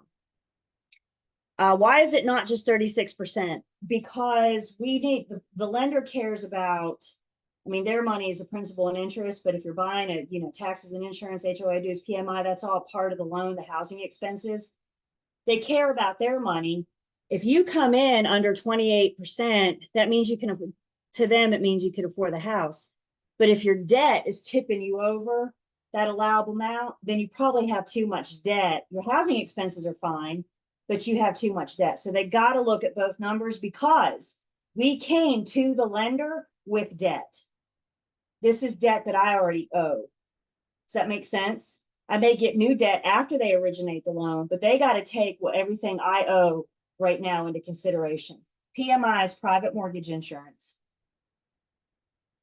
So if housing expenses are less than 28%, all we're saying here, this is what they qualify under. So if your housing expenses come in at, say, 23%, I'm just making numbers up now, that means that of your monthly income, you're paying 23% towards housing expenses. And the lender doesn't care how much under 28%. They get the warm fuzzies when it's under 28%. That makes them feel comfortable giving you the loan. If it's more than 28 or more than 36, their question is, how can they afford to pay me back? Because their debt to income ratios don't shake out. And this is one thing they determine early, is your debt to income ratio. Some people will say this knowledge is also helpful for us as brokers. What if you get a call from a buyer that wants to see property this weekend? Let's say the call comes in after 5 o'clock on Friday, and they want to go see 3 homes on Sunday, and they haven't talked to a lender yet. I want some kind of assurance that if I spend Sunday afternoon showing them property, that they can afford this house that I'm showing them. And the lender they want to use only works Monday through Friday, 9 to 5. So I know we're not going to get their lender back on the horn again until Monday morning, but yet they want to go show property Sunday. Doing this quick calculation, ask them, what's your housing expenses? What's your recurring debt? Ask them, doing this quick in your monthly income. And doing this quick calculation will allow us to make sure that it's worth my time to show them these properties on Sunday before we can talk to a lender Monday morning. With that being said, in this day and age, most of our lenders will look at you and say, I work when you work. So if you're out Sunday afternoon and your buyer wants to write something up, if you're out Friday evening or whatever, most lenders will say they work with, but however, you still may find a lender in like a bank or something that only works Monday through Friday, 9 to 5, in which case we just need this very basic understanding to make sure it's worth your time before you spend Sunday afternoon just going around looking at pretty houses. We want to make sure it's worth your time and the buyers. So we look at them separate. We're getting ready to show you the T-bar in a second. And actually, when we do these problems, we're going to do 2 T-bars, one for the 28% and one for the 36%. Where does the rate go in the T-bar? We don't even have to look at the T-bar, do we? Where's the rate go? Goes in the bottom right. So you got a T-bar, one using the 28% and the other one using the 36%. We've got to keep them separate. I know sometimes you guys like to lump them together and do one calculation.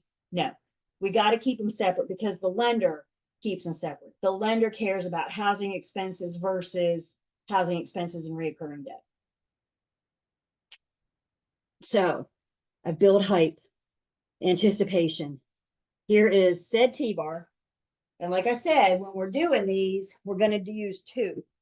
One with a qualifying ratio of 28%, one with a qualifying ratio of 36%. The other thing I need you to make a note on as you're jotting this T-bar down so you can put it on a flashcard later are the words monthly. We look at monthly expenses and monthly income. So if the problem gives you annual income, what do you need to do? Divide by 12. That word monthly tells us a whole lot. What if they give you monthly expenses? We have to divide by 12. We're getting ready to do, actually, we're going to take a break. And then when we come back from break, we're going to work all 3 of these. Now, this is going to work a little bit different than math we've done in the past. For time purposes, we're going to work these together. So we're going to work one where we find the qualifying ratio. We're going to work one where we find the monthly expenses. We're going to work one where we find the monthly income. One of them are a good candidate for your exam. That's why I want to do all 3 with you guys. So once we come back from break, we'll work all 3 of these. And then I'll tell you what you need to know for your exam. So just bear with me. And of course, I got practice for you. I never want you guys to worry about that. So let's go ahead, take our break. When we come back, we're going to qualify a buyer.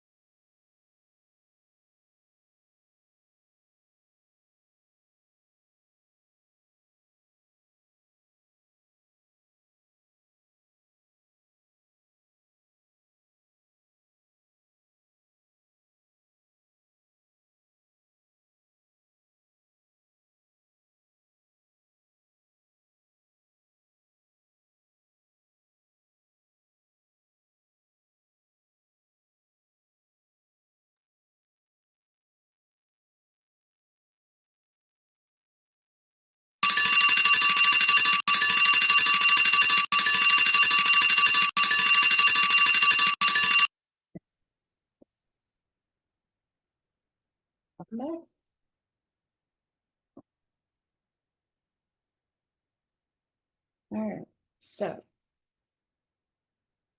I am taking attendance.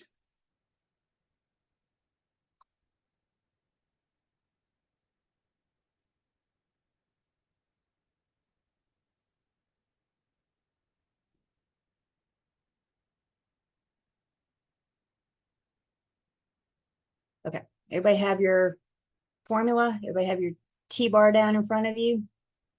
So we can refer back to this. And again, we're gonna do 3, and we're gonna do all 3 together. So we just kind of see how these work. And then I'll tell you what you guys need to know, how you can prepare. Thank you for your exams. So first up, we're going to look at the qualifying ratio, finding the ratio. So the question says, Jerry and Shannon are considering purchasing a home. Together they earn $83,000 per year. Their estimated housing expenses are $1,500 per month, and their monthly recurring debt is $1,100. The question is, would Jerry and Shannon qualify for a conventional loan, knowing the conventional loan ratio is a 28-36%? So we've read the problem. I may not know anything else, but I know I'm qualifying a buyer. So I know that means I get to use 2 T-bars. And with these, we are solving for the 28-36%. Like, we want to know, given this information, do Jerry and Shannon fall under the 28% with their housing expenses? Do Jerry and Shannon fall under the 36% with their housing expenses and reoccurring obligations? So the first number, or one of the first numbers we can look at, is their monthly income. And the monthly income part over the whole. So expenses are less than income. So even if we don't know the T-bar, we know the expenses can go on top because they're going to be less than, smaller than the income. The problem gives me annual income. What's your formula call for? Monthly. So we need to take that annual income of $83,000 and divide it by 12 to get monthly income. We rounded there just a little bit, of $69,616.67. Same borrowers. So the income is going to be the same, right? It's what Jerry and Shannon have coming in every single month this year for right now, and we're going to qualify. Questions on how I got the 69,1667? I took 83,000 divided by 83,000 divided by 12. Problem gave me annual income. My formula wants monthly.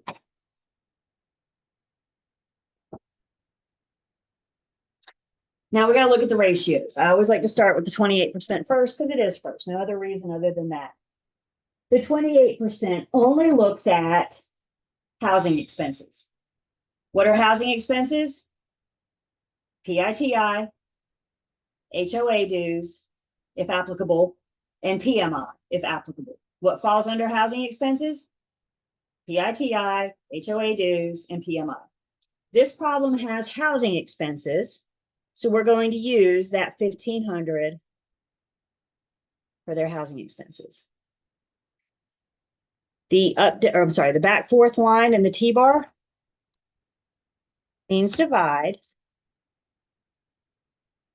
So we take 1,500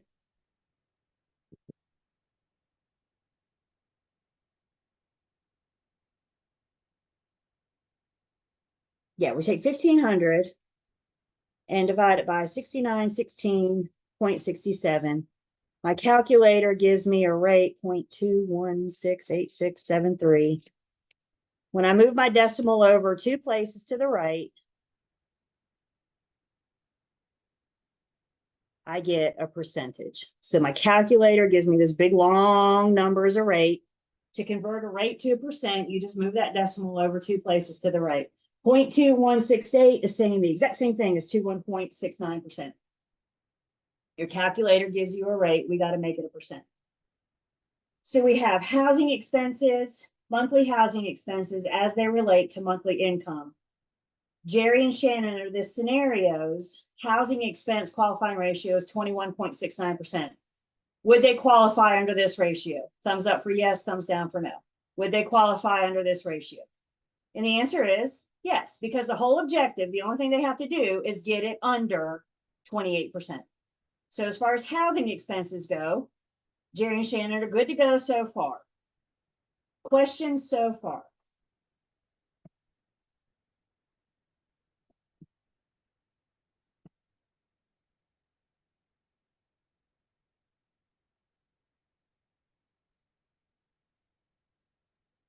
Now we got to look at the other ratio, which is housing expenses plus reoccurring debt. So we know we have housing expenses.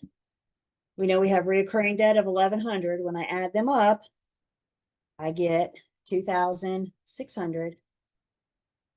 That fourth line means divide.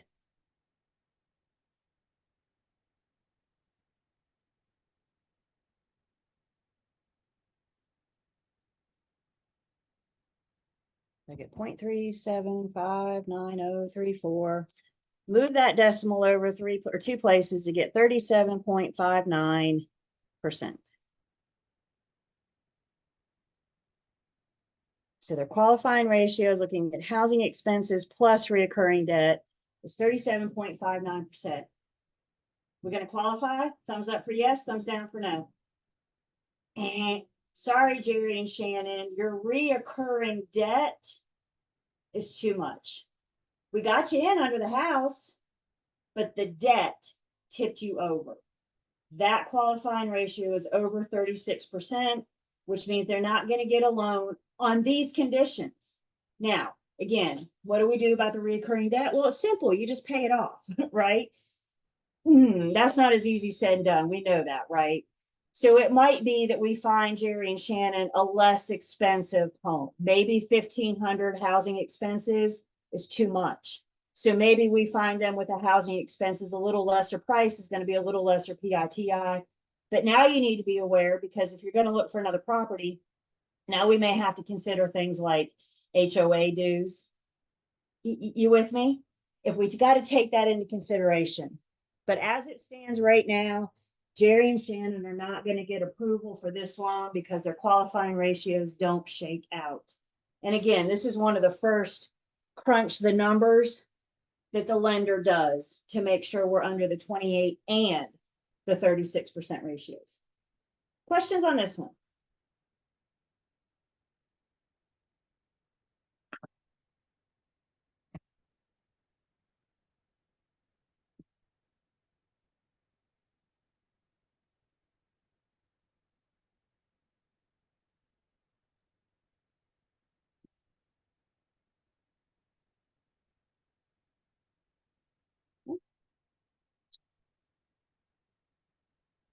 Up next, we're going to look at monthly expenses, how we can solve for monthly expenses. And there's a couple things to take into consideration when we're looking at monthly expenses. So we're going to start, and again, we can T-bar this as well. This is your formula. You're a formula person. If you're a T-bar person, however you want to do it. But we're just looking at our formulas now. So this first one, you got your housing expenses with a 28% and your monthly income.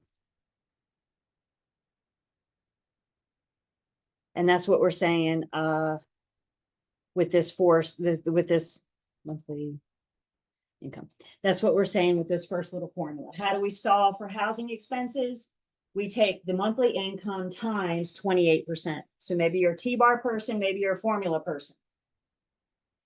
The second income, the second T-bar or formula, looks at that 36%. But we need to do something a little bit different here, because, so this one's looking at our 36%.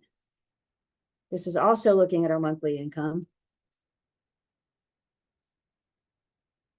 But remember, this number on top now is our housing expenses plus our debt.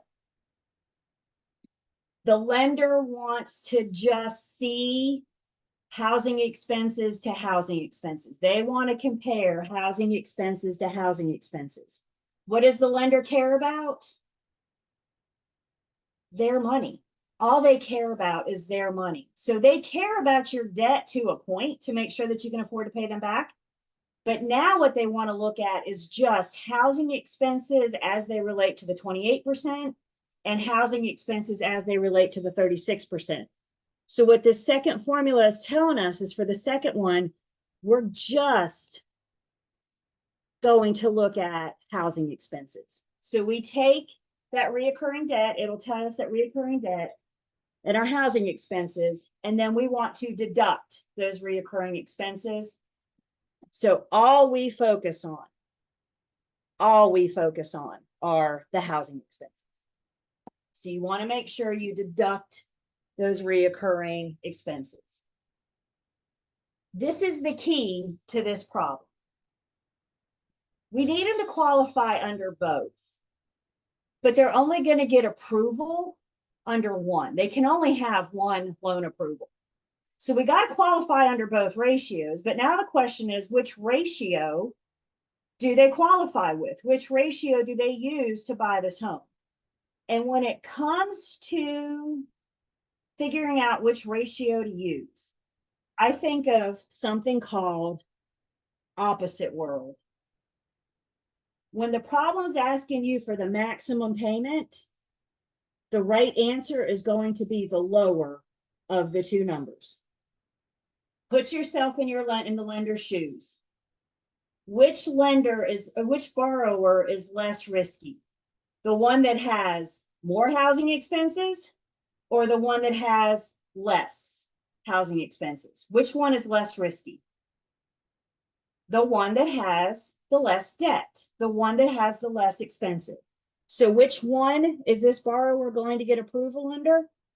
The lower of these two numbers, whichever housing expense we come up with.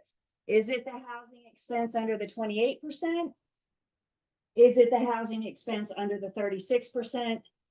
Both of them will be there as answer choices, but the one you want to select is the lower of the two numbers. Opposite world. When they ask you for max, the answer is the lower of the two numbers. Again, from the lender's perspective, which one is less risky?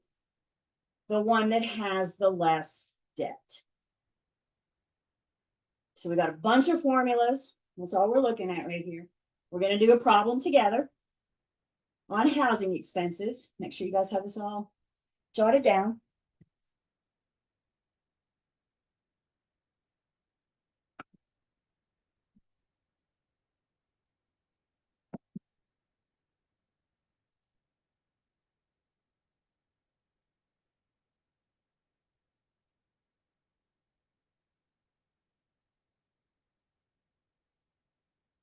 We good? We look at an example.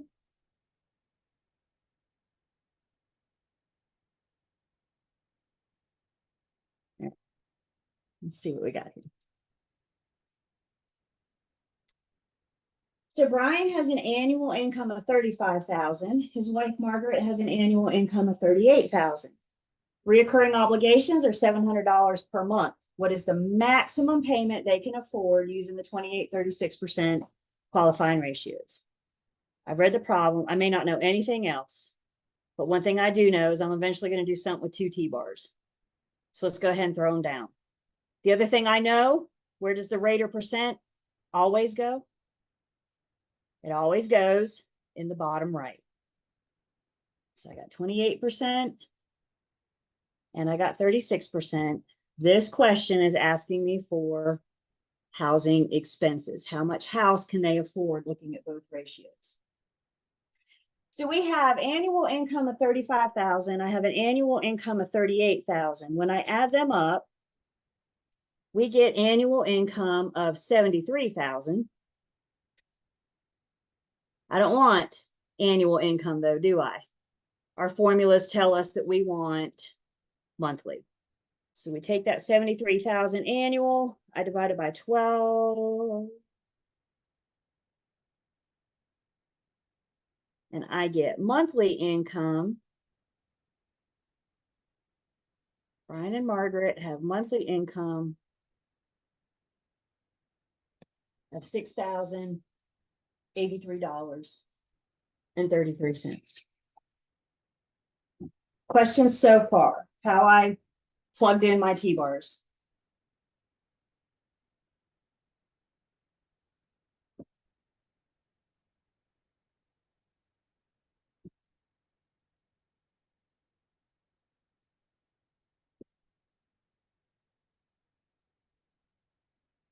Let's start with the 28% first. That fourth line on the T-bar means multiply. So we take 60, 83, 33 times 28%. And we get monthly housing expenses of 1703.33. These are our housing expenses under the 2836 ratio. So we just took 68, took their monthly income, times it by the 28%, which means in order for them to qualify for this loan, their housing expenses can't be more than $1,703.33. That's 28% of their monthly income. Now we're going to look at the 36%. The 36% takes into account housing expenses and reoccurring debt. So how much can they afford with this income? Again, up down line means multiply.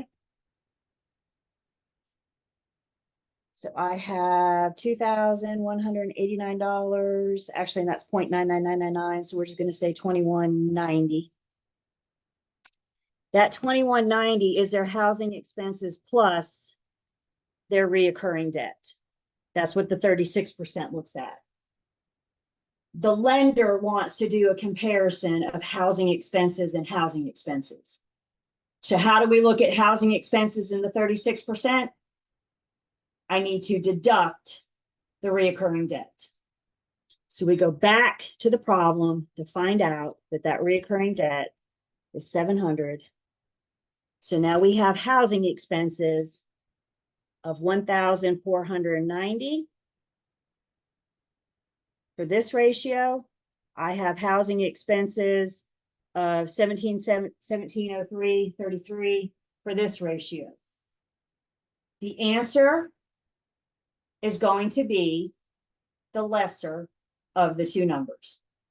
So what's going to be their allowable housing expenses for this property? $1,490.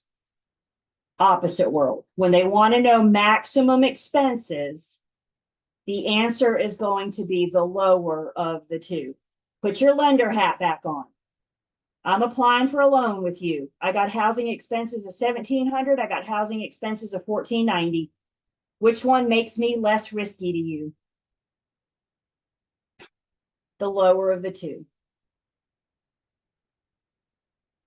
So housing expenses, we got to deduct that reoccurring debt. So we can just compare. So it's a side-by-side comparison now, housing expenses versus housing expenses. Questions on this one?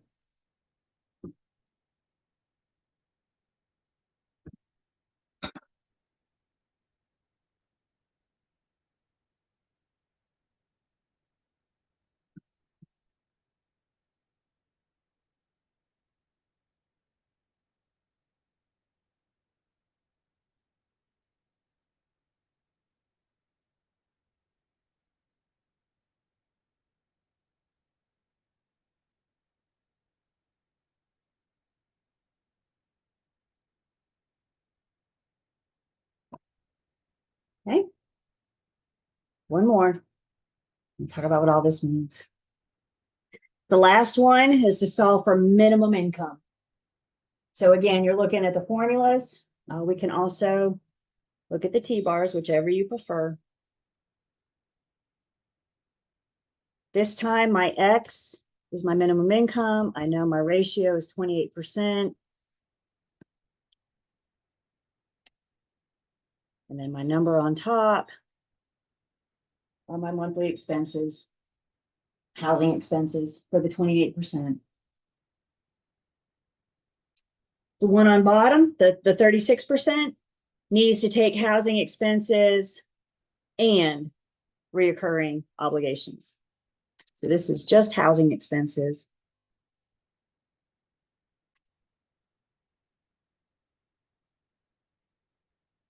This one, we are still solving for monthly income.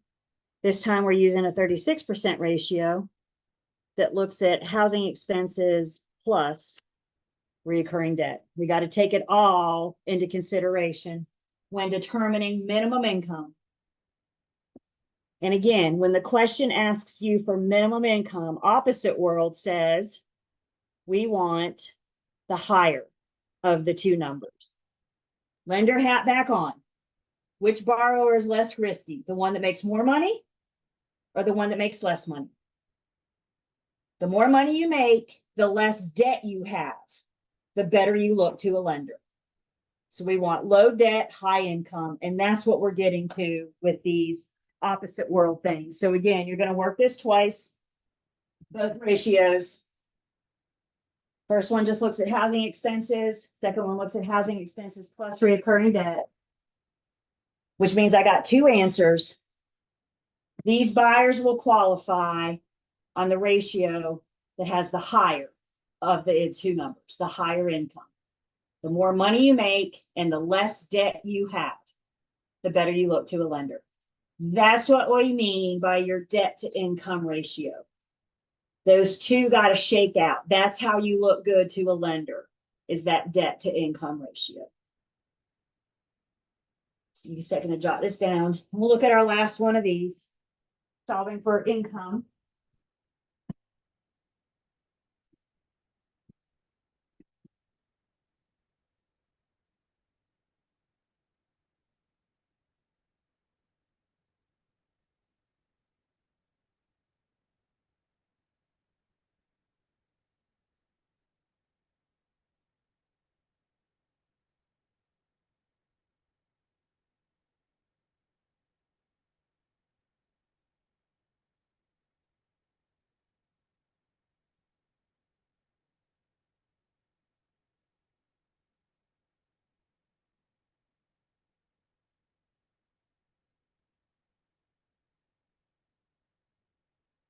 Anybody have this? We're gonna do our last one, and then we put our calculators down for the day.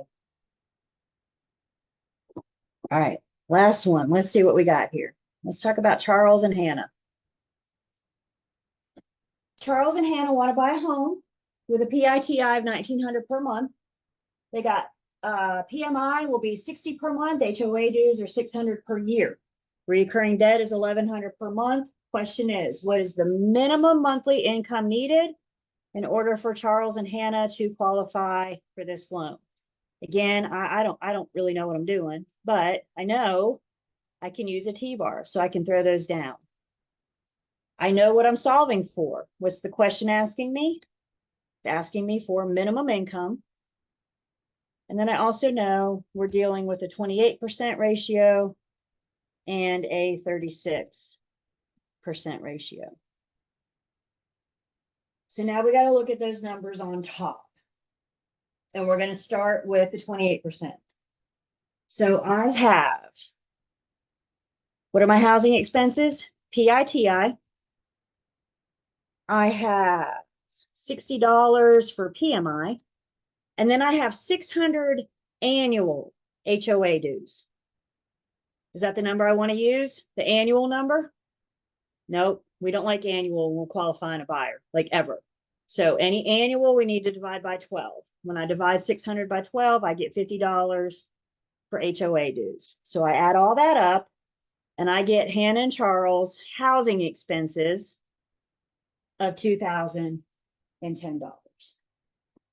What are housing expenses? This is the number one question I get with these problems, you guys. How do we know what housing expenses are?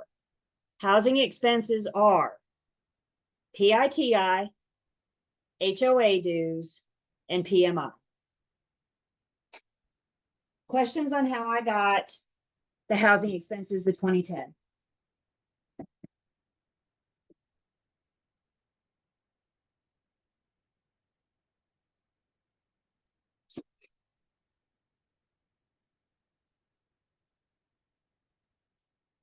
That fourth line in the T-bar means divide.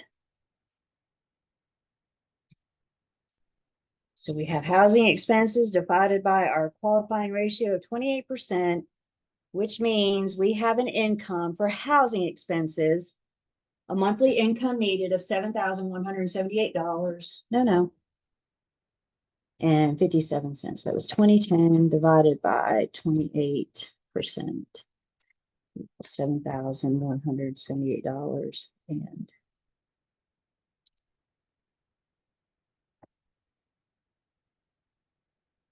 or round it up. They'll probably want you to round it. But anyway, we got a monthly income under housing expenses of $2,110. So in other words, what we're saying is for this property, for these housing expenses, Charles and Hannah at least better make $7,178.57 a month. If they don't make that amount, then they're over the 28% and they're not going to qualify for this one. This is what we're saying so far. Questions on that one?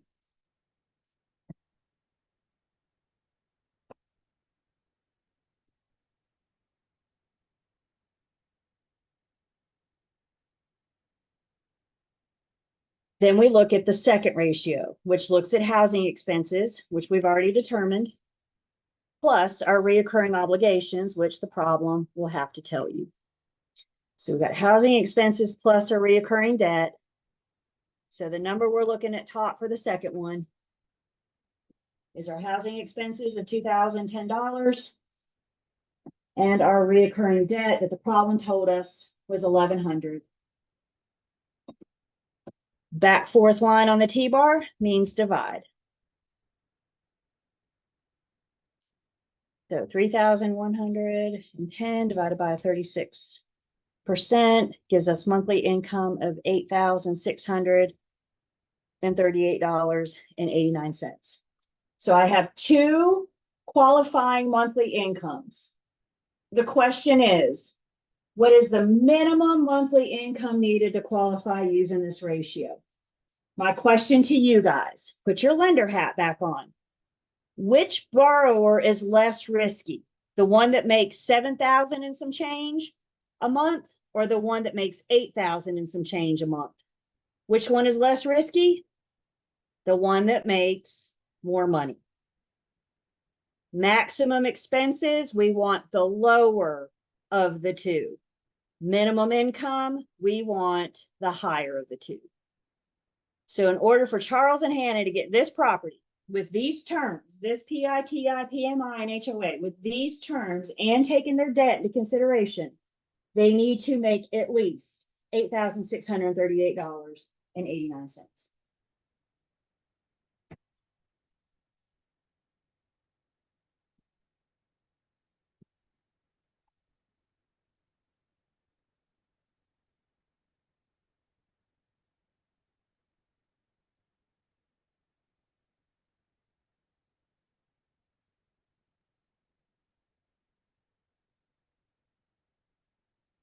Questions?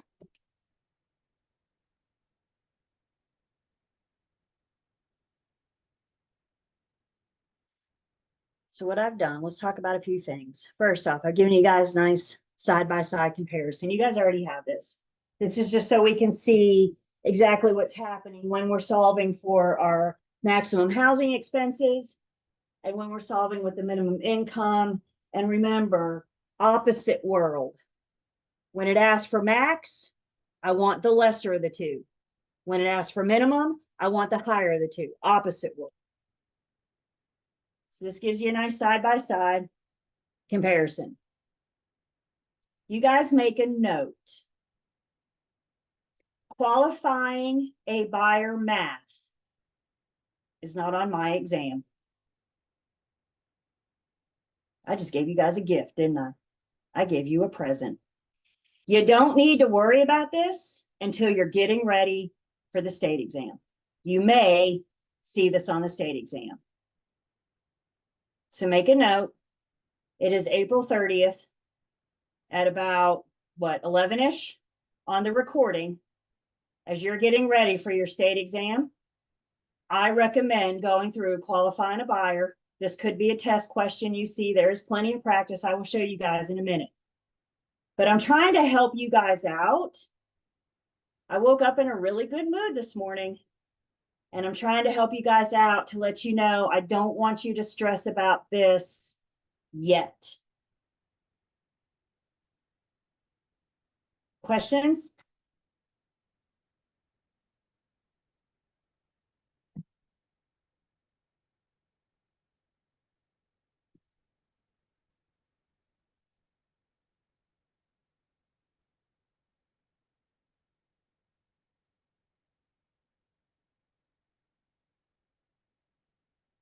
That wraps up our financing units. Yay. Lender hat off until you're studying. Whenever you get to financing, please put your lender hat on. I really do think that that helps if you see things through the eyes of the lender. So our key terms help us understand how to better speak lender are on page 409, the key point review, nice little summary. It's on 436. And then your student quiz is on 439. There's some math in there. I got some in the online learning system. I'll show you in just a second as well. Qualifying a buyer. You guys got enough going on. You guys got enough to study right now. Can we agree with that? Put qualifying a buyer off to the side until you're ready for your state exams. Everybody have that note in your notebook?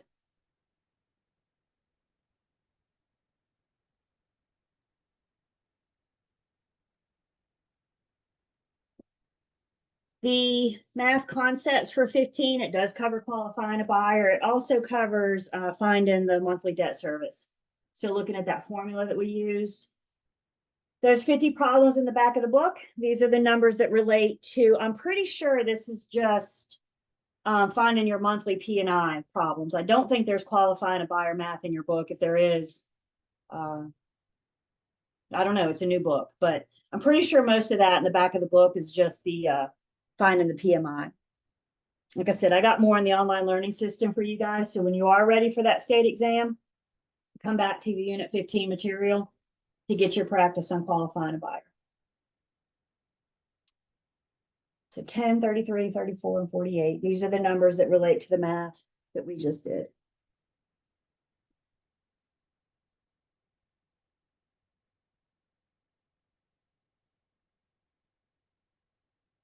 And before I forget, because I know me, if we go out to the online learning system and we look in the Unit 15 material, there is a practice quiz. May have some math in here, financing quiz as well. Here it is. This is what I'm looking for. Here's some unit 14 and 15, just math. It's all under 15, unit 15. So practicing the math, the financing math. And yes, qualifying a buyer's in here as well. So I suggest just putting it off to the side for now, but making sure you go back and refresh and reviewing it before you, as you're getting ready for that state exam. Questions, comments?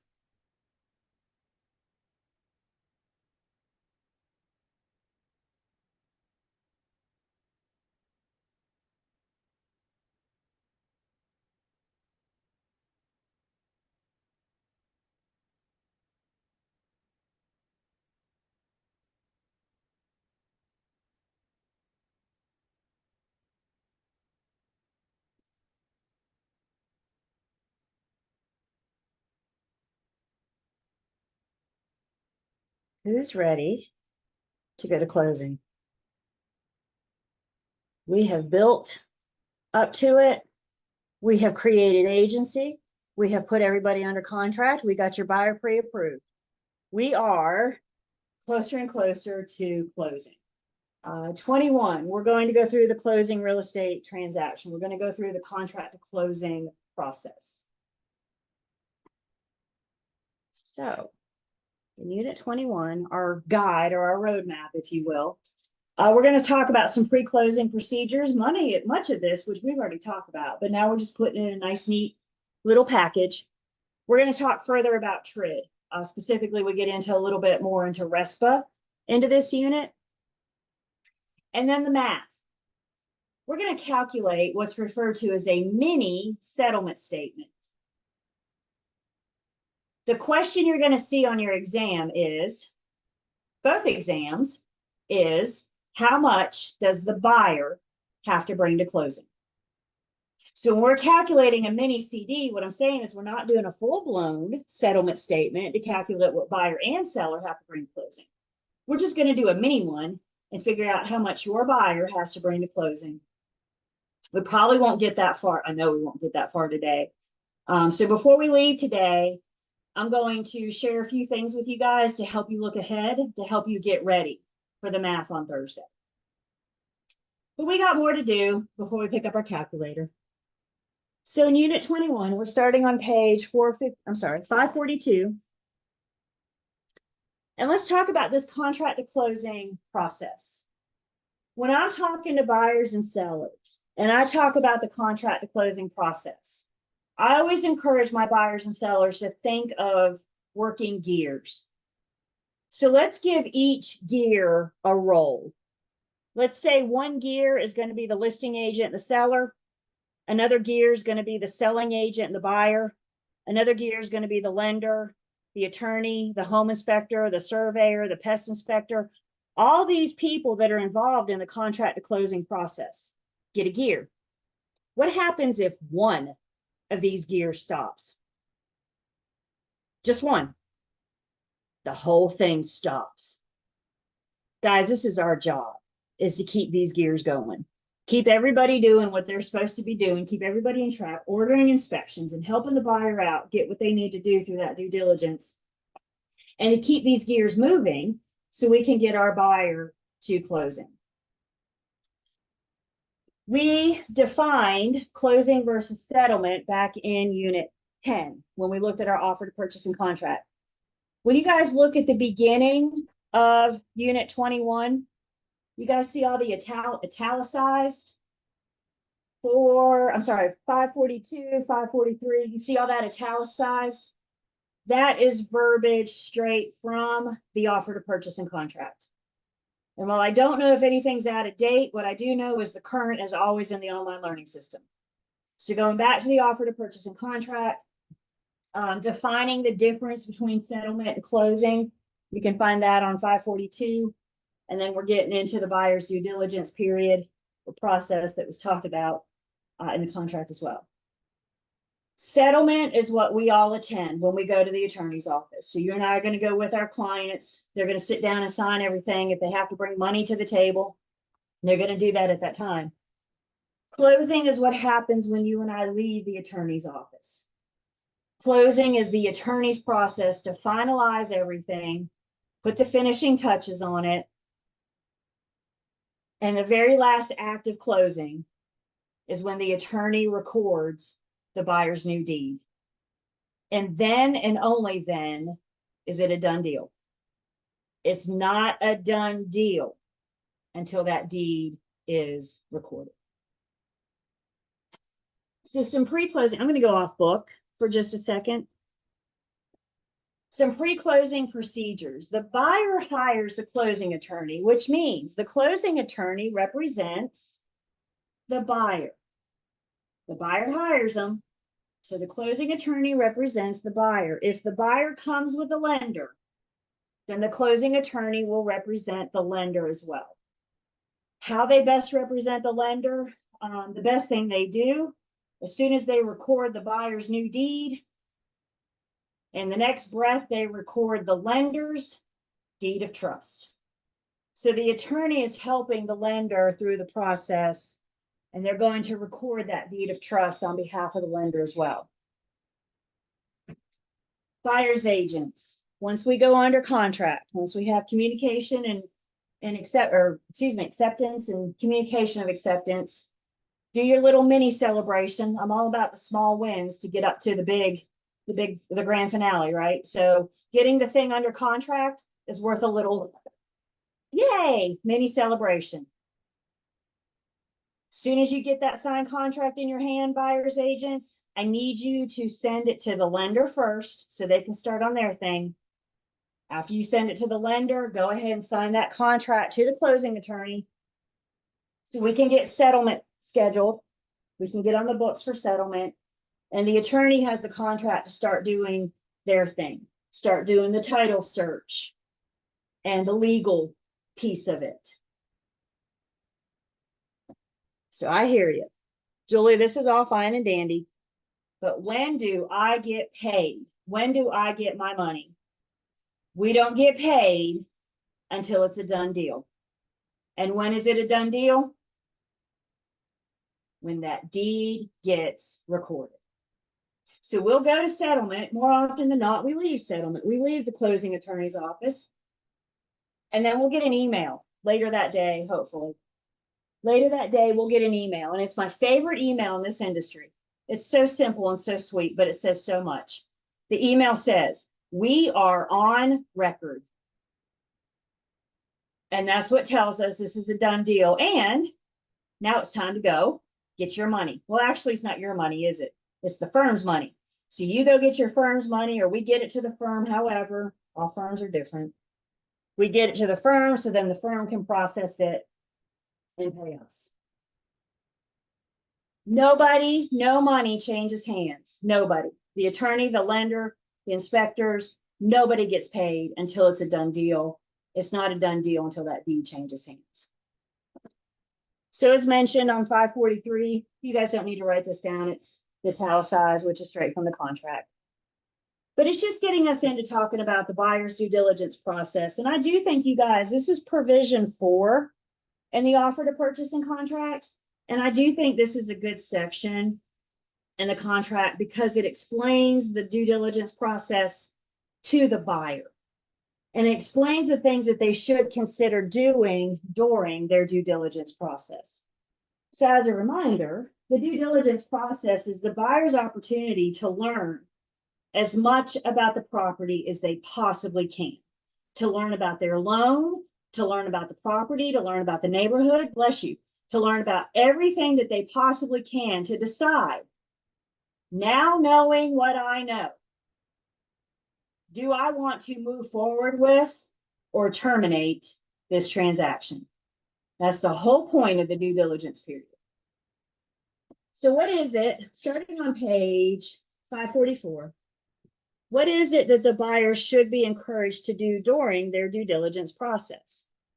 Well, the first thing they're encouraged to do is to work on that loan approval. Because the loan approval is the longest part of the contract to closing process, we need to get the lender working on their piece as soon as we get a signed contract in their hand. Remember, it's going to be awfully rare to have final loan approval while we are in due diligence. But our goal is to have things during due diligence. For example, we want the appraisal ordered. We want the buyer to provide the lender with whatever documentation they're asking for. We want to get the lender what they need to get the loan through that first round of underwriting while we're in due diligence. And what we have in due diligence, what we get from that first round of underwriting is a pretty good idea. And that's what the buyer has a decision to make. I have a pretty good idea if I'm going to get loan approval or not. Do I want to move forward with or terminate this transaction? As a reminder, look with me on page 544, buyer's loan, second sentence. There is no loan contingency in our offer to purchase and contract. No loan contingency. What's a contingency say? In this case, it would say, I'm not buying your home if I don't get loan approval. So if we had a contingency and I don't get loan approval, I'm not legally obligated to buy your home. What I'm telling you guys is there is no loan contingency unless the parties agree to add one. Can the parties agree to add a loan contingency? Yes. So on your test questions, if it says there's a loan contingency, then that means the parties have agreed to add one. If it doesn't say anything about a loan contingency, we know that there is no loan contingency. How many of you bought a house 20 years ago? 20 years or more ago? If you bought a house 20, 25 years ago, you might have had a loan contingency. And that's why it's so important that we all understand today there's not one. There used to be. You don't have to go far to find people that say, when I bought my house, there was a loan contingency. What's it say today? And that's what we're tested on today. Everybody hear me? So we have the first round of information that the lender needs. They're working on their thing. Now that we have the lender satisfied, we can start working on the property investigation. Property investigation is at the buyer's expense. So the buyer's responsible to conduct all tests and surveys and investigations and examinations, inspections, maybe a home inspection or a pest inspection that we'll talk about. What if the property's in an HOA? Isn't investigating the HOA and the covenants and the terms of the HOA. This is our opportunity to learn as much about the property as we possibly can. Also, during due diligence, we got to get homeowners insurance secured. The lender requires homeowners insurance, period, end of story. Home insurance is part of the approval process. So the lender has to sign off on home insurance. If it's a cash buyer, then home insurance is highly recommended. But here's the deal. Not all people, not all properties are easy to insure. If the property or the people have a history of claims, they may have a higher premium. Higher premium increases their PITI, which is part of their housing expenses. And if our housing expenses go over 26% or 28%, then we're not going to get loan approval. So if homeowners insurance is what tips us over the top, I'd rather find out while we're in due diligence. If we have to terminate for any reason, I want to do so during due diligence. Best case scenario, I can get my buyer their earnest money back. So get them shop and tell them to shop around. Tell them to call Jake from State Farm. Tell them to call Flo from Progressive. Tell them to shop around so they can decide which policy is best for that. If the people or the property have a history of claims. I got more to talk about the homeowners insurance. We got a whole unit dedicated to homeowners insurance in Unit 13. So we'll revisit that a little bit. What we need to know right now, we got to get this secured. We got to get this decided and lender approved while we're in due diligence.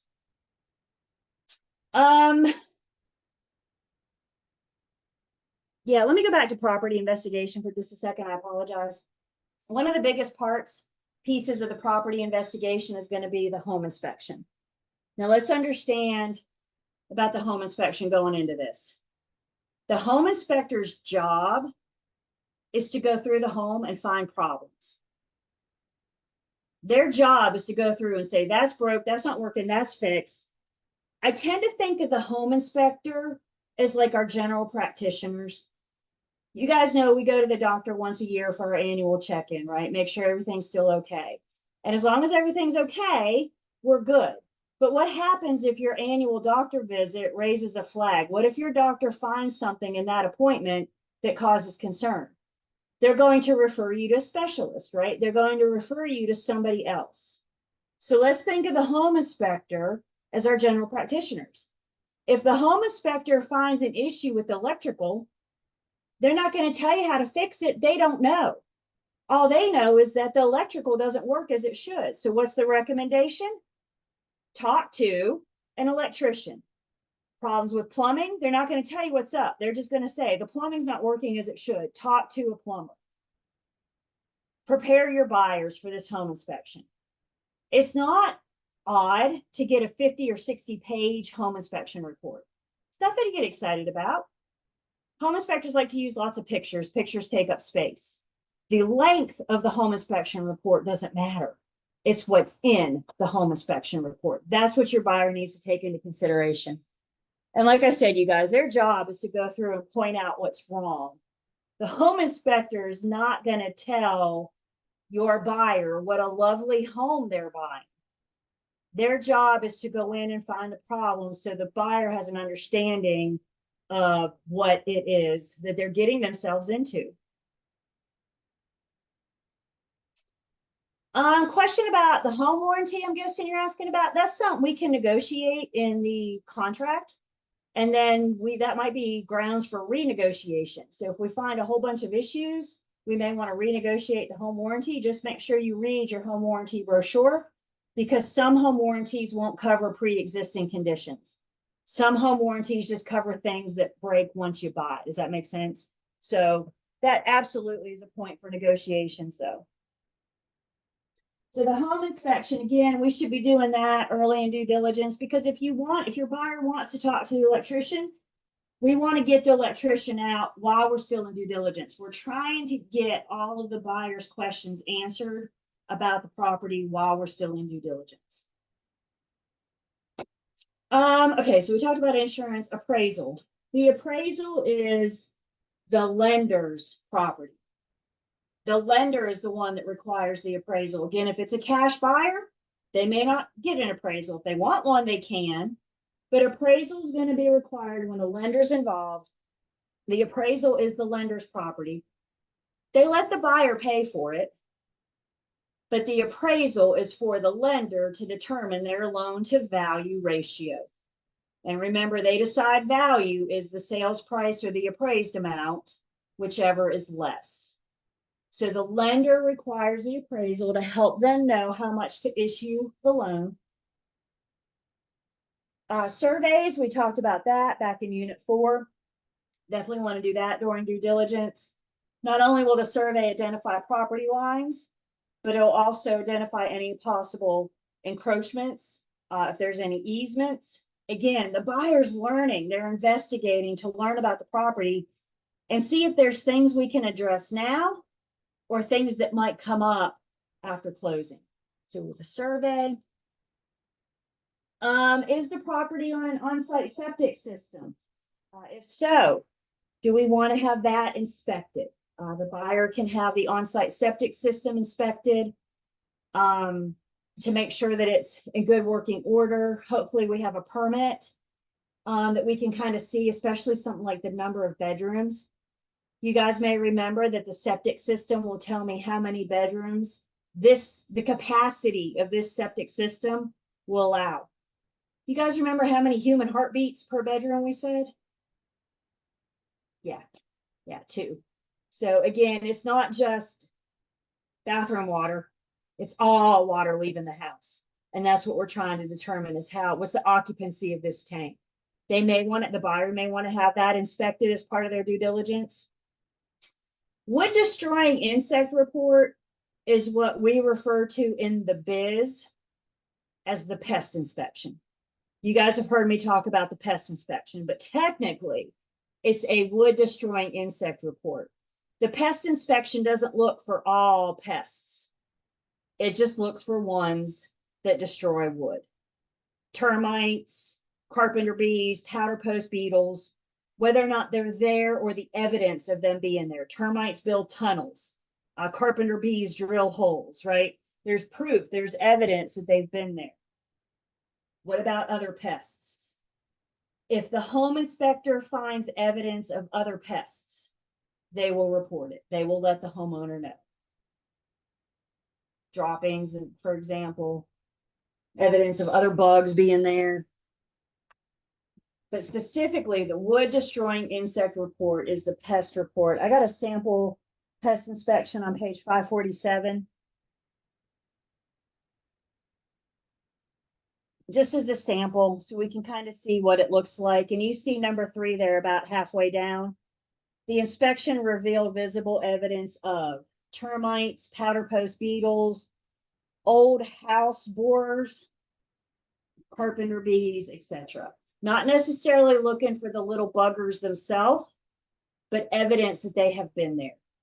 Termites, I mean, they're about like this big, but they can do so much damage when they go undetected.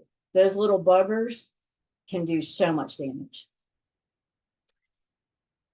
As the buyer is learning about the property, once we've had all our inspections and investigations done, they may want to consider asking the sellers to negotiate and repairs. Shake your head, yes or no. Is the seller obligated to do any repairs? Do they have to do any repairs? Not in North Carolina. We have that one very important sentence in our contract that says, this property is being sold in its current condition. If the seller agrees to do any repair, anything, I'm talking change a light bulb, then we have amended our contract. And the only thing we've amended is that one sentence. Now the property is being sold in its current condition with the seller doing these repairs. The buyer can always ask. There's no rule out there that says the buyer can't ask the seller to do repairs, even if they're as is. We can always ask. The worst the seller can say is, no, they can't terminate because you asked. Does that make sense? So the worst they can say is no. If the seller agrees to do any repairs, I got a form for that. You don't know the name of it, need to know the name of it, but it's a due diligence request agreement. And with that getting signed, that now contractually obligates the seller to do whatever repair it is that we agree to. As far as us in our due diligence process, any agreed upon repairs have to be in writing and signed while we are still in due diligence. I need all of this agreed to, if any, agreed to and in writing while we are still in due diligence. The repairs themselves don't have to be complete until prior to settlement. But by getting that thing signed and in writing, the seller is now contractually obligated to do the repairs. And that helps the buyer with the question, now knowing what I know, do I want to move forward with or terminate this transaction? So if the seller says, yeah, I'll fix electrical, no problem, but doesn't want to sign, the buyer's got a decision to make. Does that make sense? What I need in due diligence is the seller's agreement, the seller's in writing. We'll get it fixed before settlement or whatever the parties agree to. We know the buyer's due diligence process, as we've been saying, it's their opportunity to learn about the property and decide if they want to move forward or not. The contract provides for a due diligence date of 5 p.m. on fill in the blank. And at 5 p.m. on this date, due diligence is up. It's a time is of the essence. The buyer has until 5 p.m. on whatever date to terminate. If they terminate within due diligence for any reason or no reason at all, they'll get their earnest money back. The seller will keep the due diligence fee, but the buyer will get their earnest money back. If we terminate after due diligence, if we terminate at 5:01 on the due diligence date for any reason, now the buyer's in breach. The seller will keep the due diligence fee and the seller will get the earnest money. That right to terminate is what the buyer's due diligence process is about. It's why we're working so hard with our buyers to coordinate these inspections and these surveys and all these things they want to do to learn about the property. Also, too, remember, you guys, I'm not the one buying this house. They are. Remember, it's like my super simple philosophy and one of our material facts. If it's important to them, then it's important to me. Never look at a buyer and say, oh, don't worry about that. You don't have to worry about that. What gives you that right? If it's important to them, then we're going to help them inspect and investigate and learn more about it. Does that make sense? This list that we're looking at, this list isn't inclusive. If they want to inspect something not on this list, don't say, well, it's not the contract, so we're not going to do it. No, Our answer is okey doke, let's do it. That's what we mean by that material fact. If there's something of specific importance to them, then it's important to me. Physical inspections, hopefully we want to get the buyer in the property a couple times once we get under contract. We saw it once, this is what, or maybe a second showing. Now that we're under contract, we're going to start seeing it through different eyes. So we want to try to get the buyer in. Maybe we want the buyer to meet the home inspector after they've done their thing, so the home inspector can go over it with the buyer. Maybe the buyer wants to bring paint samples to see what color they want to paint this wall, or a tape measure to see where their couch is going to go, right? We want them in the property because every time they go in, they see something this time that they didn't see the time before. So if we can get them in a couple times, it's going to help assure them that they're buying what it is that they want to buy. Make sure though, don't just show up. Don't just tell them to show up. Remember, it's not the buyer's house yet. So we don't just want them showing up without letting the seller know. We still need to schedule a showing with the seller so they know we're coming. The buyer's investigation or inspection, investigation doesn't end with due diligence. All they lose of due diligence is the right to terminate. The buyer's going to be inspecting and still learning about the property up until the date of settlement. That final walkthrough is an inspection. That final walkthrough is the last opportunity to put your eyes on it, because you may remember another important sentence in our contract that says closing constitutes acceptance of the property in its then current condition. So if we don't do the final walkthrough, your buyer doesn't know what its then current condition is. So doing that final walkthrough, making sure that they know that they're good with what they're signing. And then I just leave you with this real quick. Other things that we've talked about, again, this just kind of adds to the list.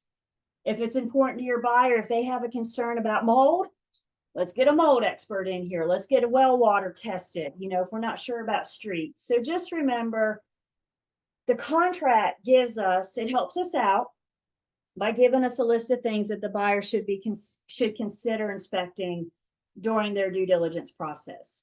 And we can have conversations with the buyers, about these various things and ask them, do you want to look further into this? Questions?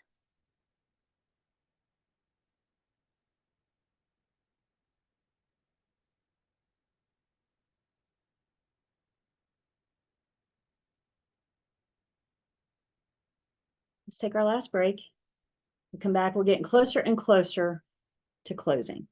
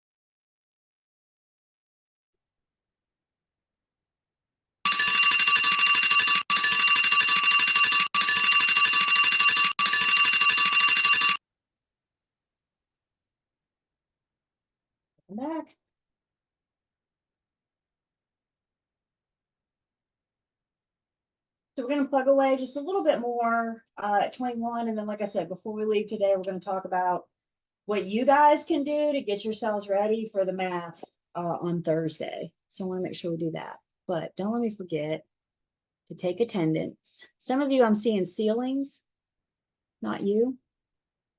You guys have nice ceilings. You really do. But I'd rather look at you. So let me take attendance. Yep.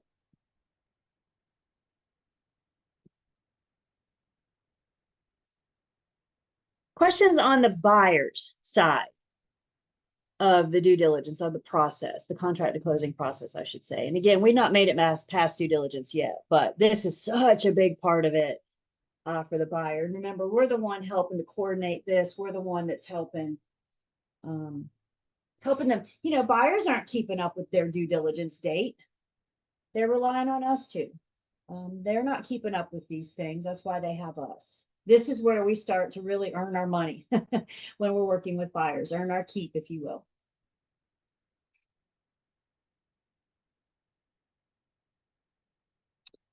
The seller's got a few things, not as much to take into consideration, but the seller does have a few things. First off, when it comes to the buyer's loan, all they care about is, can they get the money? The seller shouldn't care about the terms and the interest rate and all that other stuff. Their bottom line is, can our buyers get this money? Can they secure that financing? It may help the transaction if we keep the seller up to speed on the loan process, kind of letting them know how things are going so they know how they can proceed. I know some lenders will reach out to the listing agent, to the seller, with kind of an update periodically, just to let everybody know, keep everybody informed where we are in this loan approval process. So the money, of course, the seller cares about. Can they get the money? The other big thing that the seller cares about is that their numbers on the settlement statement are accurate. You know, we've already said we're going to calculate how much does your buyer have to bring to closing. Something that we don't address until later is how much is your seller going to get from closing? Hopefully, or how much does your seller owe for closing? So we want to help them verify the accuracy. Who can remind me the A in old car? What's the A in old car? I see mouths move. Yeah, the A. It's the accounting piece of it. We're helping our clients account for their monies. May that be the buyer or the seller. This is how we old car, guys, up until the very end, when we're making sure that their final numbers are accurate. And that's what we're doing at the end of this unit. We're going to look at the buyer's debits. We're going to look at the buyer's credits. We're going to look at the seller's debits and the seller's credits. And we're going to help them figure out, make sure that their numbers are accurate. Paperwork. Each party has their own set of paperwork. Why recreate the wheel? So this is all spelled out for us on 550. And we can just kind of see here, thank you. We can just kind of see here, for example, some of the seller's documents. They got to provide their deed. Usually the closing attorney will provide the deed. Remember I said earlier that the buyer hires the attorney? It's in the buyer's best interest to get the seller's deed. So even though the buyer hires the attorney, oftentimes the closing attorney will prepare the seller's deed so they can deliver it to the buyer. Always remember, in any transaction, your seller is welcome to hire their own representation. Anybody is always welcome to hire their own representation. In a typical residential transaction, nothing hinky, nothing off. The majority of the time, the sellers will let the buyer's attorney handle what they need to do. If you're getting into commercial, both are going to be represented. If you're getting into an estate, for example, both are going to be represented. But just keep in mind, the seller's always welcome to hire an attorney as well. So one way or another, we got to get the deed from the seller to the buyer. An outside bill of sale if there's personal property being negotiated. Now, we can negotiate, we can agree to some things like the refrigerator and the washer dryer. Those are pretty common. But if that personal property list starts growing, remember the car in the garage? Buyer says, does the car come with the house? Well, my answer to that is anything's negotiable. So if they negotiate the car, it's going to be an outside bill of sale. It's going to be something above and beyond, separate than the property. What if we're going to buy a furnished house?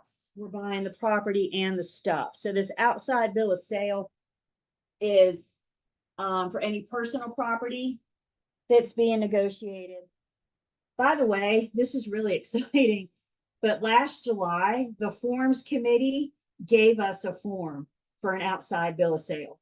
Because it used to be agents were trying to negotiate this without a form and like an email or a text or something. And I think we can all imagine what the outcome of that was sometimes. So now we have a form for that, which is really good because it helps keep all of us out of trouble, is a good word to put that. The other seller's documents, let's see.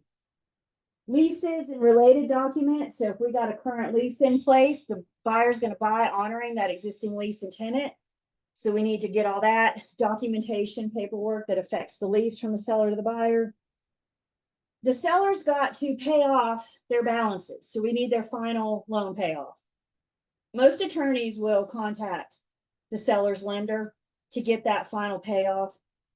That final payoff, that figure is going to be to the penny what the seller owes on their loan up until the day of settlement. So the attorney needs to get that so they can get those liens paid off, record the deed of release. So their buyer client is getting a clean slate. They're starting over. And then if there's any, the attorney, actually the title insurance company is usually going to require the seller to sign an affidavit saying that all outstanding liens are known. All outstanding liens are public record, and we don't have to worry about anything happening after settlement. For example, a mechanic's lien popping up.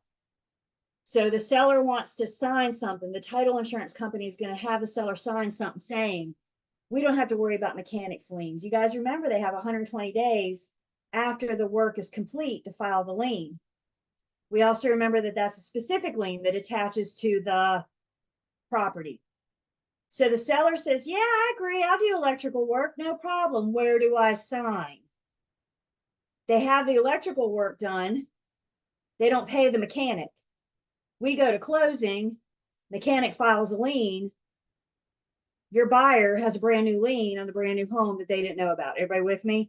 So we're asking the seller to sign something at closing saying this can't happen. This is what that affidavit is. Everybody's paid. Buyer's agents, when you're asking for these repairs, you may want to consider including verbiage like seller to have the electrical issues, whatever those are, addressed, and provide a paid in full invoice. Because not only does that show that the seller paid and we don't have to worry about this mechanic lien, but it also tells us who did the work. So if it breaks after closing, your buyer knows who to call. Does that make sense? So we can have a couple place in there, procedures in there to help protect your buyer further. But this affidavit, this is what the title insurance company needs to make sure that they're good with releasing that title insurance. Buyer's documents. My goodness, who's bought a house in the last 15 years? Did you feel like you were signing a ream of paper? The attorney came out like, plopped it down in front of you. It was this big. Did you go USAA? Your ream of paperwork was like this big now. You just almost doubled your paperwork. I always tell my buyers, warm your signing hand up before you go in, because you know what you're doing for 45 minutes? Sign. Are you cramped by the time you leave? Take Gatorade too, so you don't cramp up too. No, but I'm serious, right? There's a lot, especially when the buyer's getting a loan. The biggest piece of the buyer's documents is the loan paperwork. The attorney handles the loan paperwork with instructions from the lender. The lender tells the attorney, this is my loan package, and this is how I want you to handle it. Once the buyer comes in at settlement and signs that loan package, the attorney sends it back to the lender for final approval. So the lender's going to make sure everything's been signed, all the T's have been crossed and the I's have been dotted. Once they are satisfied, remember that we signed it at settlement. So part of that between settlement and closing process is the attorney getting the lender's final approval. And they're not going to give that until they see wet signatures, pen on paper signatures on all those documents that the lender's getting on their behalf. Once they're satisfied with the completion of the loan package, then they release the funds. Then they release the loan amount so the attorney can proceed and do the rest of it. I did a closing once several years ago, and it was a cash buyer. He was an investor. And it was the oddest transaction I ever did, because without the lender, there wasn't a lot to do. I went through the whole transaction thinking something was missing. And I mean, I was right. Something was missing. But the process, the paperwork, all the things that a lender brings to it, that's the biggest part of the contract to closing process. That's the biggest part of the document preparations. Other documents from the buyer, there's their new title insurance policy. Remember, that's a one-time fee that they pay for at settlement. And the title insurance, it insures their title for as long as they've owned the property. We got approved property insurance, which we've talked about that. Wood destroying insect report. Pest inspections are at the option of the buyer unless they're getting a VA loan.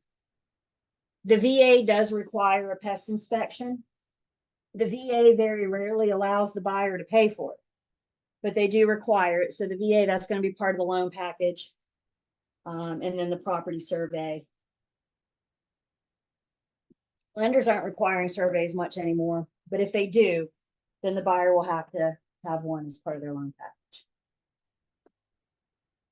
So this is us signing. Buyers almost always have to attend settlement. There might be a rare exception for a mail away closing, but that's approved by the lender and the attorney, specifically the lender. For the most part, though, we want the buyers present at settlement. Sellers either attend settlement or they don't. Sellers have options. They can either attend settlement and sign their paperwork there, or they can sign their paperwork ahead of time in front of a notary. Listing agents, then we can drop that paperwork off at the closing attorney's office so they have it. It's been my experience, by the time we get to this point, by the time we get to settlement, sellers are either done and over, or they want to see this thing to the very end. So just ask your sellers, do you want to come to settlement? If they say no, not really, then get with the attorney. We can make arrangements to get those signed again in front of a notary so they have them there for closing. We love our paperwork in real estate. And this is no different when we get to closing. The last opportunity we have for paper is that settlement. Questions on document preparations?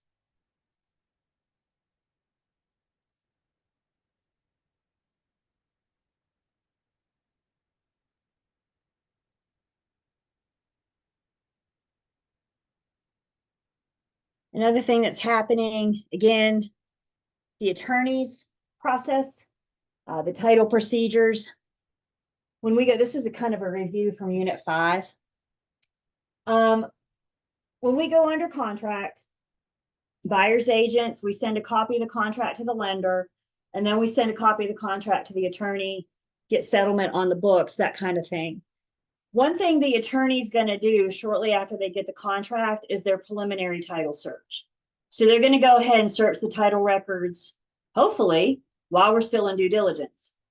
If they find anything on the title, then we want to have time to get it cleared up. Remember, the buyer hires the closing attorney. The closing attorney's client is the buyer. So if we find something that's going to prevent, if the attorney finds something that's going to prevent the seller from passing clear marketable title, the attorney owes it to their buyer client to get that cleared up, get with the seller and do what we got to do to fix it so we can pass that clear marketable title to the buyer client. Should the attorney find something that affects title after due diligence, the seller is still obligated to get it fixed, to get it corrected, to get it taken care of. The seller has one big responsibility: pass clear marketable title.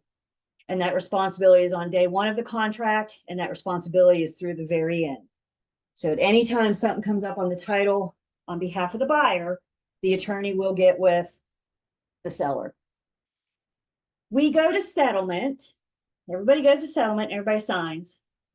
Once we leave settlement, part of what the attorney does between settlement and closing is one more quick find or title search to make sure nothing came up since their deep dive when we went under contract.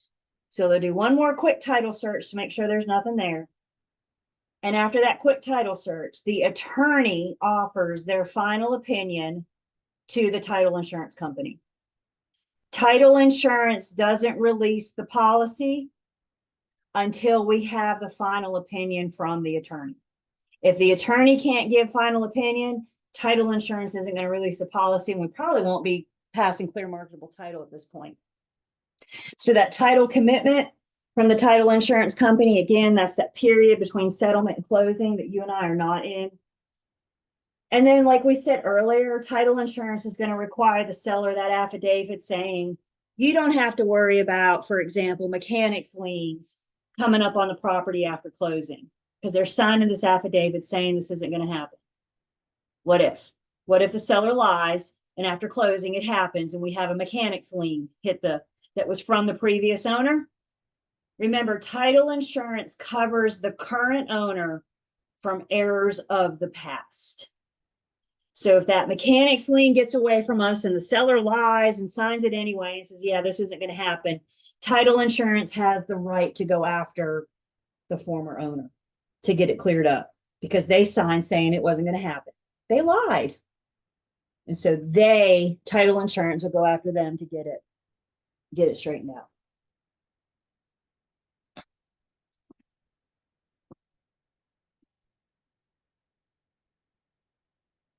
Couple closing methods. In North Carolina, we are a settlement meeting state. Settlement meeting is because we use a settlement agent. The settlement agent is the closing attorney. I would write that down. Settlement agent equals closing attorney. We're a settlement meeting method state because we use closing attorneys. They're the ones that finalize the closing. Again, the attorney is the one handling from the period of time between settlement and closing. They're finalizing it with the very last act being the new deed is recorded. The seller typically has to report the sale to the IRS for tax purposes. How much are you going to be taxed? What's taxes going to look like the year you sell your house? I don't know. Talk to your accountant. The point is that the seller has to report it. That's one thing that the settlement agent generally handles on behalf of the seller. Sometimes sellers forget to do things like that. So they generally go ahead and report to the IRS. So when the sellers go do their taxes this year, they can address how that sale needs to be addressed with their accountant. And then the lender's interest at closing, like we said, the thing that the attorney does to protect the lender, once they record the buyer's new deed, the very next breath, they record the lender's deed of trust. That puts them top of the lien priority. That puts them getting paid first when these buyers go to sell. So we're a settlement meeting state. Other states, most other states, we are rare. There's only about 6 or 7 states that do settlement meeting method. The rest of this country, the majority of them, do an escrow closing. And with an escrow closing, it's not an attorney. It's usually a title insurance representative a representative of the title insurance company. And nobody attends anything. Everybody just sends their stuff in. And once they have all their stuff, then the escrow agent processes it and the deed changes hands. Obviously, if legal issues come up, they may have to get attorney involved.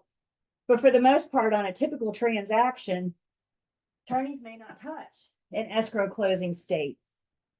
They do have something called the relation back doctrine, which just addresses when the deed's delivered. So in North Carolina, the deed's delivered when it's recorded. In escrow closing, the deed's delivered when the escrow agent gets it. They're doing their thing to finalize it.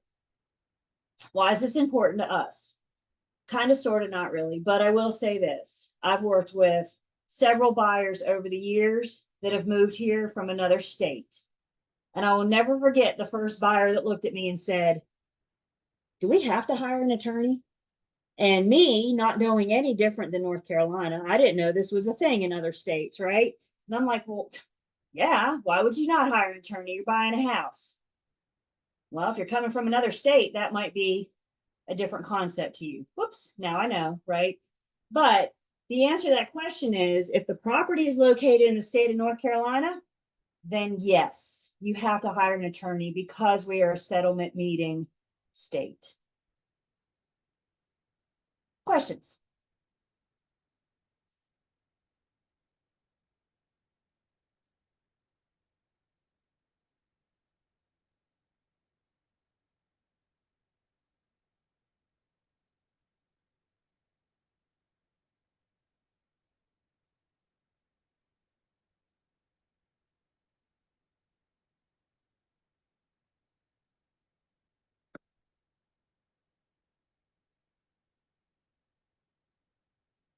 Okay, so let's put closing off the side for just a minute. Let's go back to this idea of TRID and specifically RESPA. So we introduced you to TRID. You guys already have this. We got TRID October 2015. That's not important other to know TRID's not that old, is it? We're like getting ready to turn 9 this year. It's not that old. TRID was a direct result of the housing market crash. There was a lot that went wrong during the housing market crash. There was some that went right, but there was a lot went wrong. And part of what we got from that was TRID, which was brought into place to help better educate the consumer. TILA and RESPA have always been around. They're nothing new. However, TILA had their set of forms, RESPA had their set of forms, and they look like, in some cases, it looked like you were signing the exact same thing twice.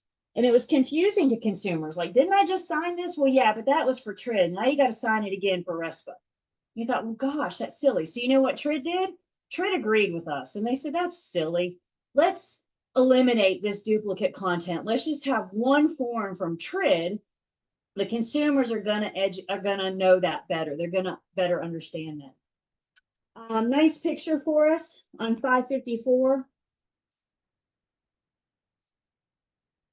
RESPA had the GFE, good faith estimate. You don't need to know this, but it just kind of shows you where we are today. RESPA had the good faith estimate. TILA had the early truth in lending. Today, we just have one document called loan estimate. RESPA had the HUD-1 settlement statement. TILA had the final truth in lending. Today, we just have one known as the closing disclosure. So we've integrated forms, we put them together to help eliminate duplicate content and hopefully make it a little bit easier for the consumer. You guys set your chats to private. I got a question for you.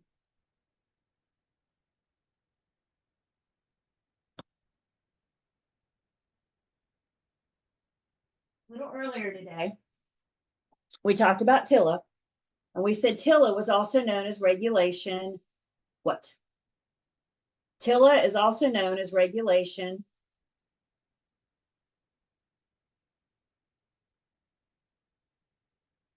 One letter answer. That might be a hint. Regulation, one letter answer.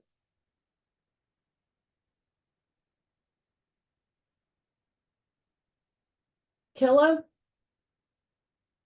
is referred to as regulation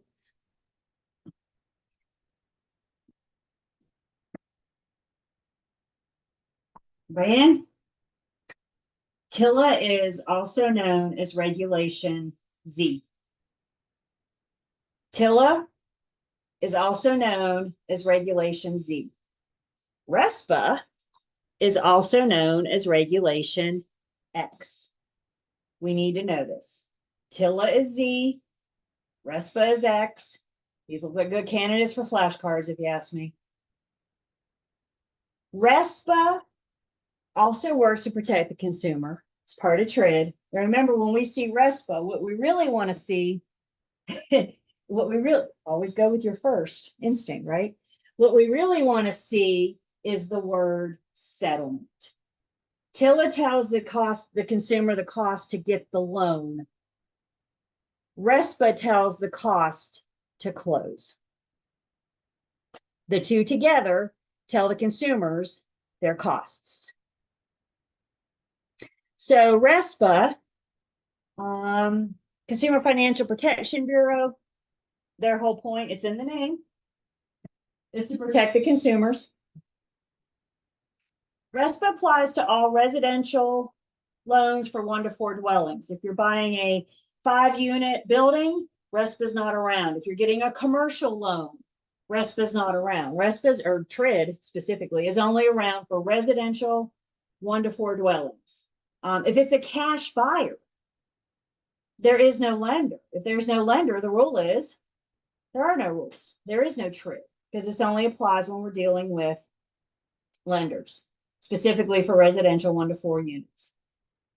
RESPA requires accurate accounting of funds. We're going to see that in our loan estimate in just a second. We're also going to see accurate accounting of funds in our closing disclosure. We won't see the closing disclosure until Thursday. So earlier today, we talked about something called the loan application. And we said earlier that the loan application is when we have pieces of the people, the property, and the loan. Well, specifically, loan application is defined as when the lender receives this information. The first 3 are about the people. The next 3 are about the property. Does the owner have to occupy one of those 4 units? Not for TRID, not for RESPA. Now we do have, if we're getting FHA or conventional loans, then yes, owner occupied, but just talking big picture of TRID.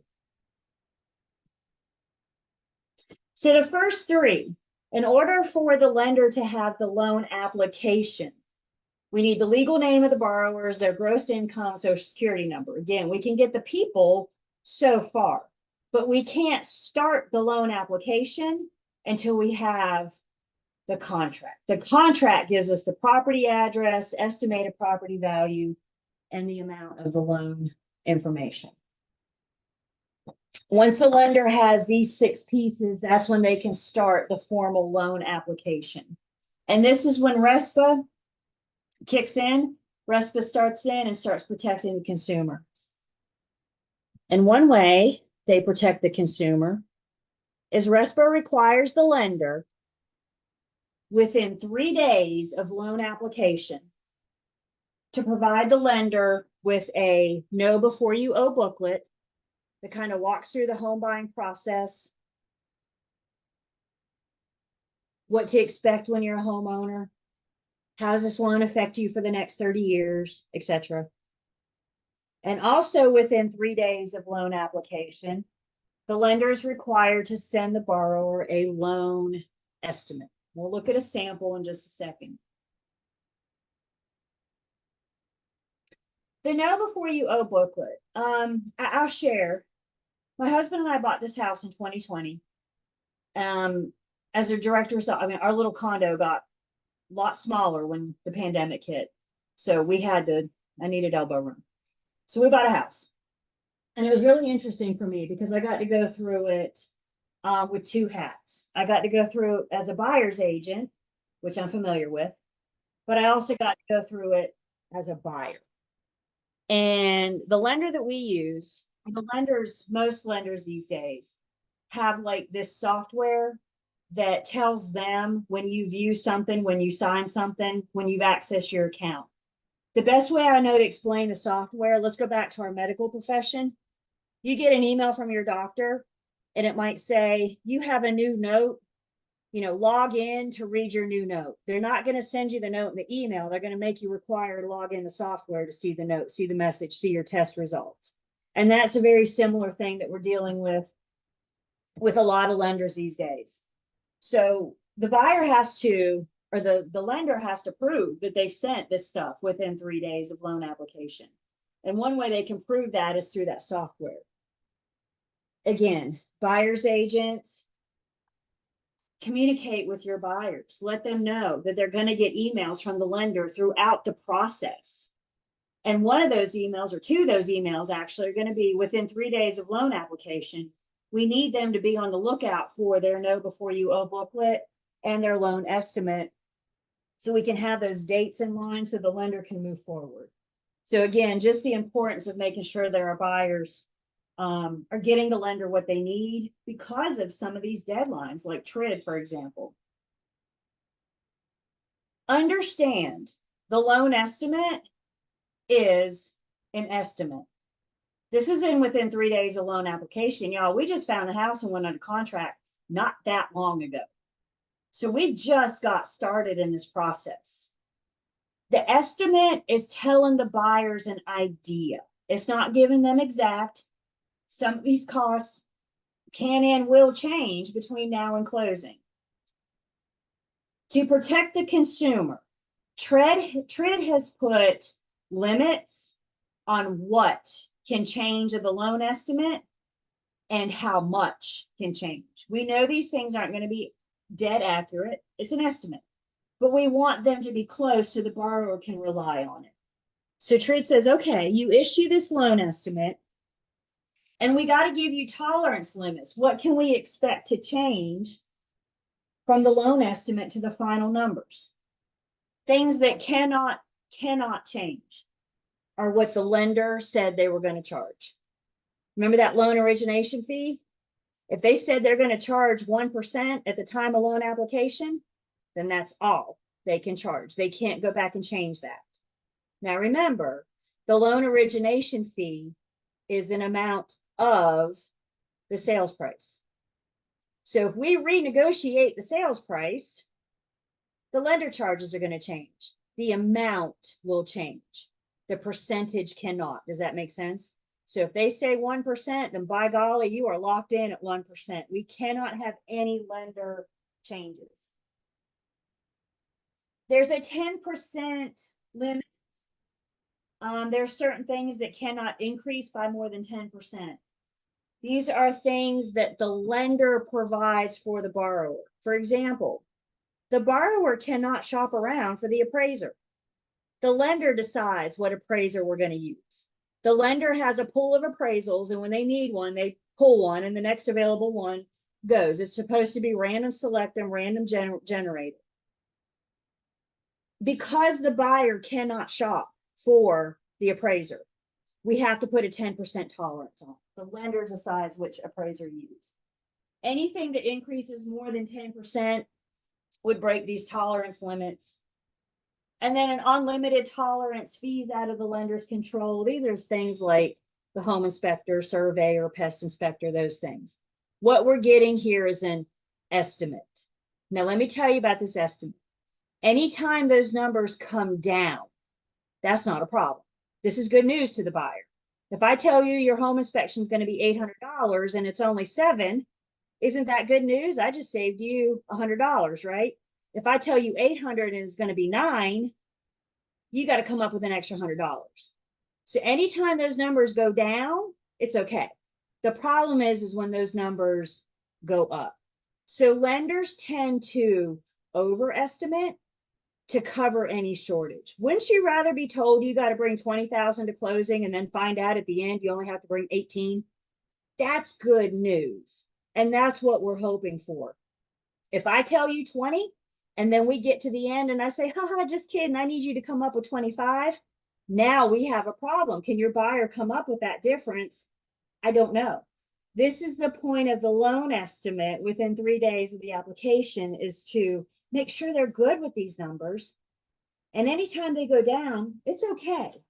It's just when they go up that we may have a problem. And because of that, I think the lenders tend to overestimate some of those charges just to make sure we have this allowable wiggle room. So turn with me in your book to 561. And on 561, we see a sample loan estimate. So you see, you got the information about the applicants, the loan itself, the property. It's a 30-year conventional loan.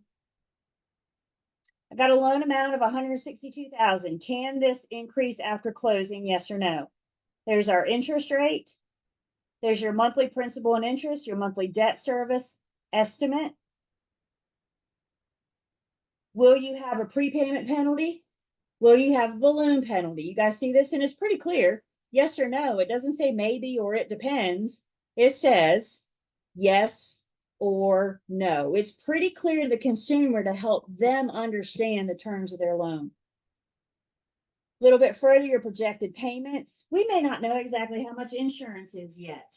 We may not know exactly how much you're going to get escrowed for taxes yet. This is why it's a estimate.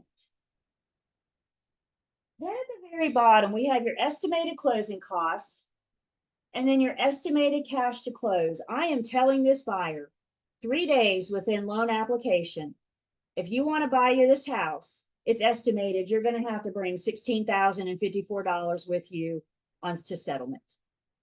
This gives the borrower time to make sure they're good with that number, to make sure they're good with that 16,000, to make sure that they're good with the estimated payment of $1,050. This is the whole point, is to make sure we're good and don't have any questions.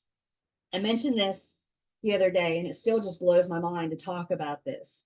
But guys, there was a time, there were some lenders, buyers may not know how much they owe.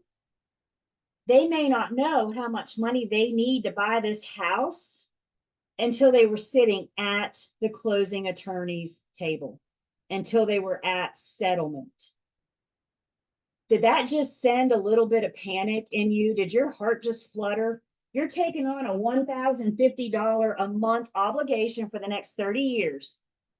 And you're seeing these numbers for the first time when you're sitting there signing. How do you feel? It's nerve-wracking. Enter TRID. This is what they're doing. We're trying to get these numbers in front of the consumers so they have time to digest that $16,000. They have time to make sure they're good with that $1,000. It's all about protecting the consumer. And I don't know a better way to protect the consumer than to educate them. And that's what TRID is all about. Over on page 562, I don't want you to get so bogged down in this, but I do want to talk about it real quick. You know, we said your estimated cash to close is $16,054, right? Well, where did we get that number? What the heck does that mean? Page 562 tells us how we got to that 16,000. So it gives us our lender fees, our loan costs. There's your taxes, some prepaids. All those numbers are going to equal the $16,054. So they don't just say, this is how much you have to bring to closing. They show you how they got to that. So again, if we have questions, if we have concerns, we're only 3 days after loan application, so we have plenty of time to address it. 563 is additional information about this loan. Again, don't worry about that. Not so much worry about the estimate, but it just gives us a visual. It helps us better see what it is that's going out there. What questions do I have?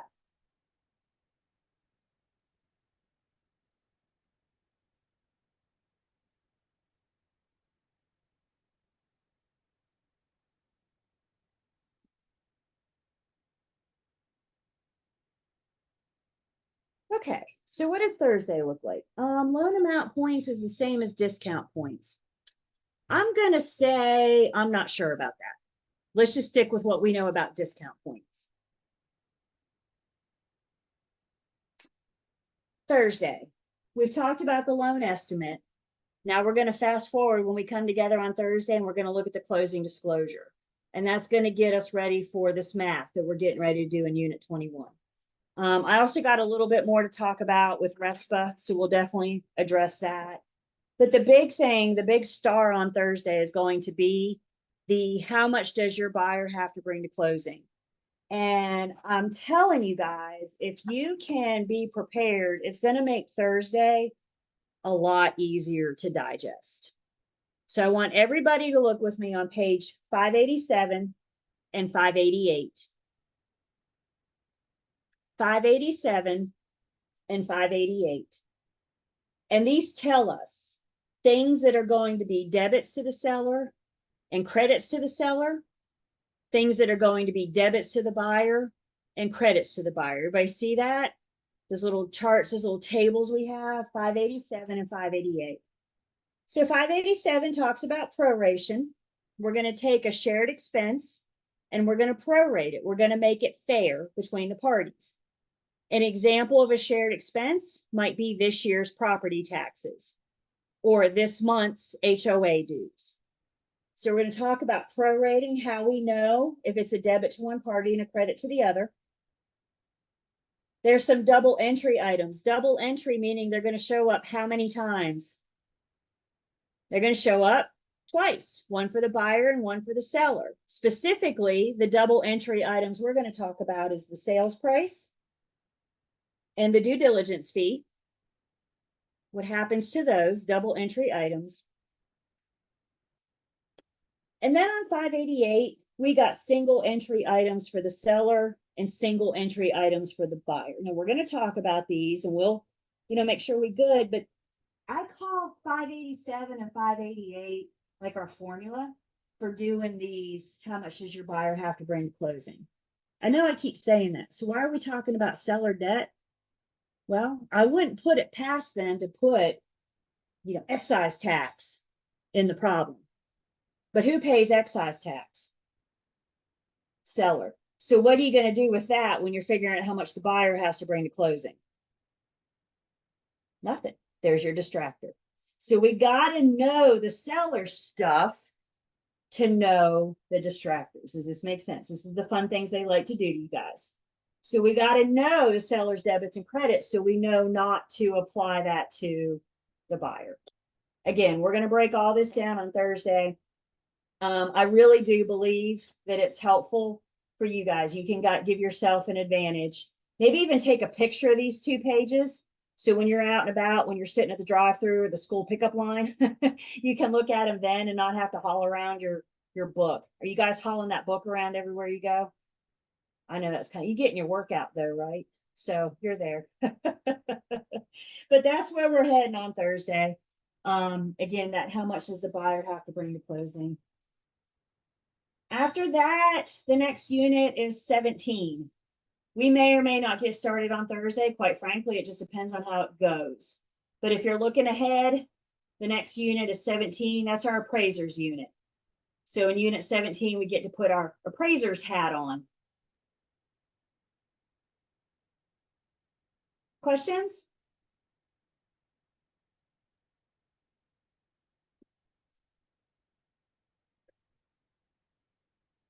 See, the next time we see each other, it'll be May, won't it?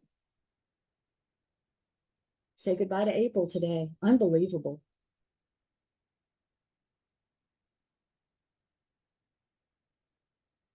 Right? Well, that's what I got. So you guys have a good afternoon. Have a good day tomorrow. Everybody be safe. And we will see you Thursday morning. Yes. Here, if you want to unmute or type or whatever.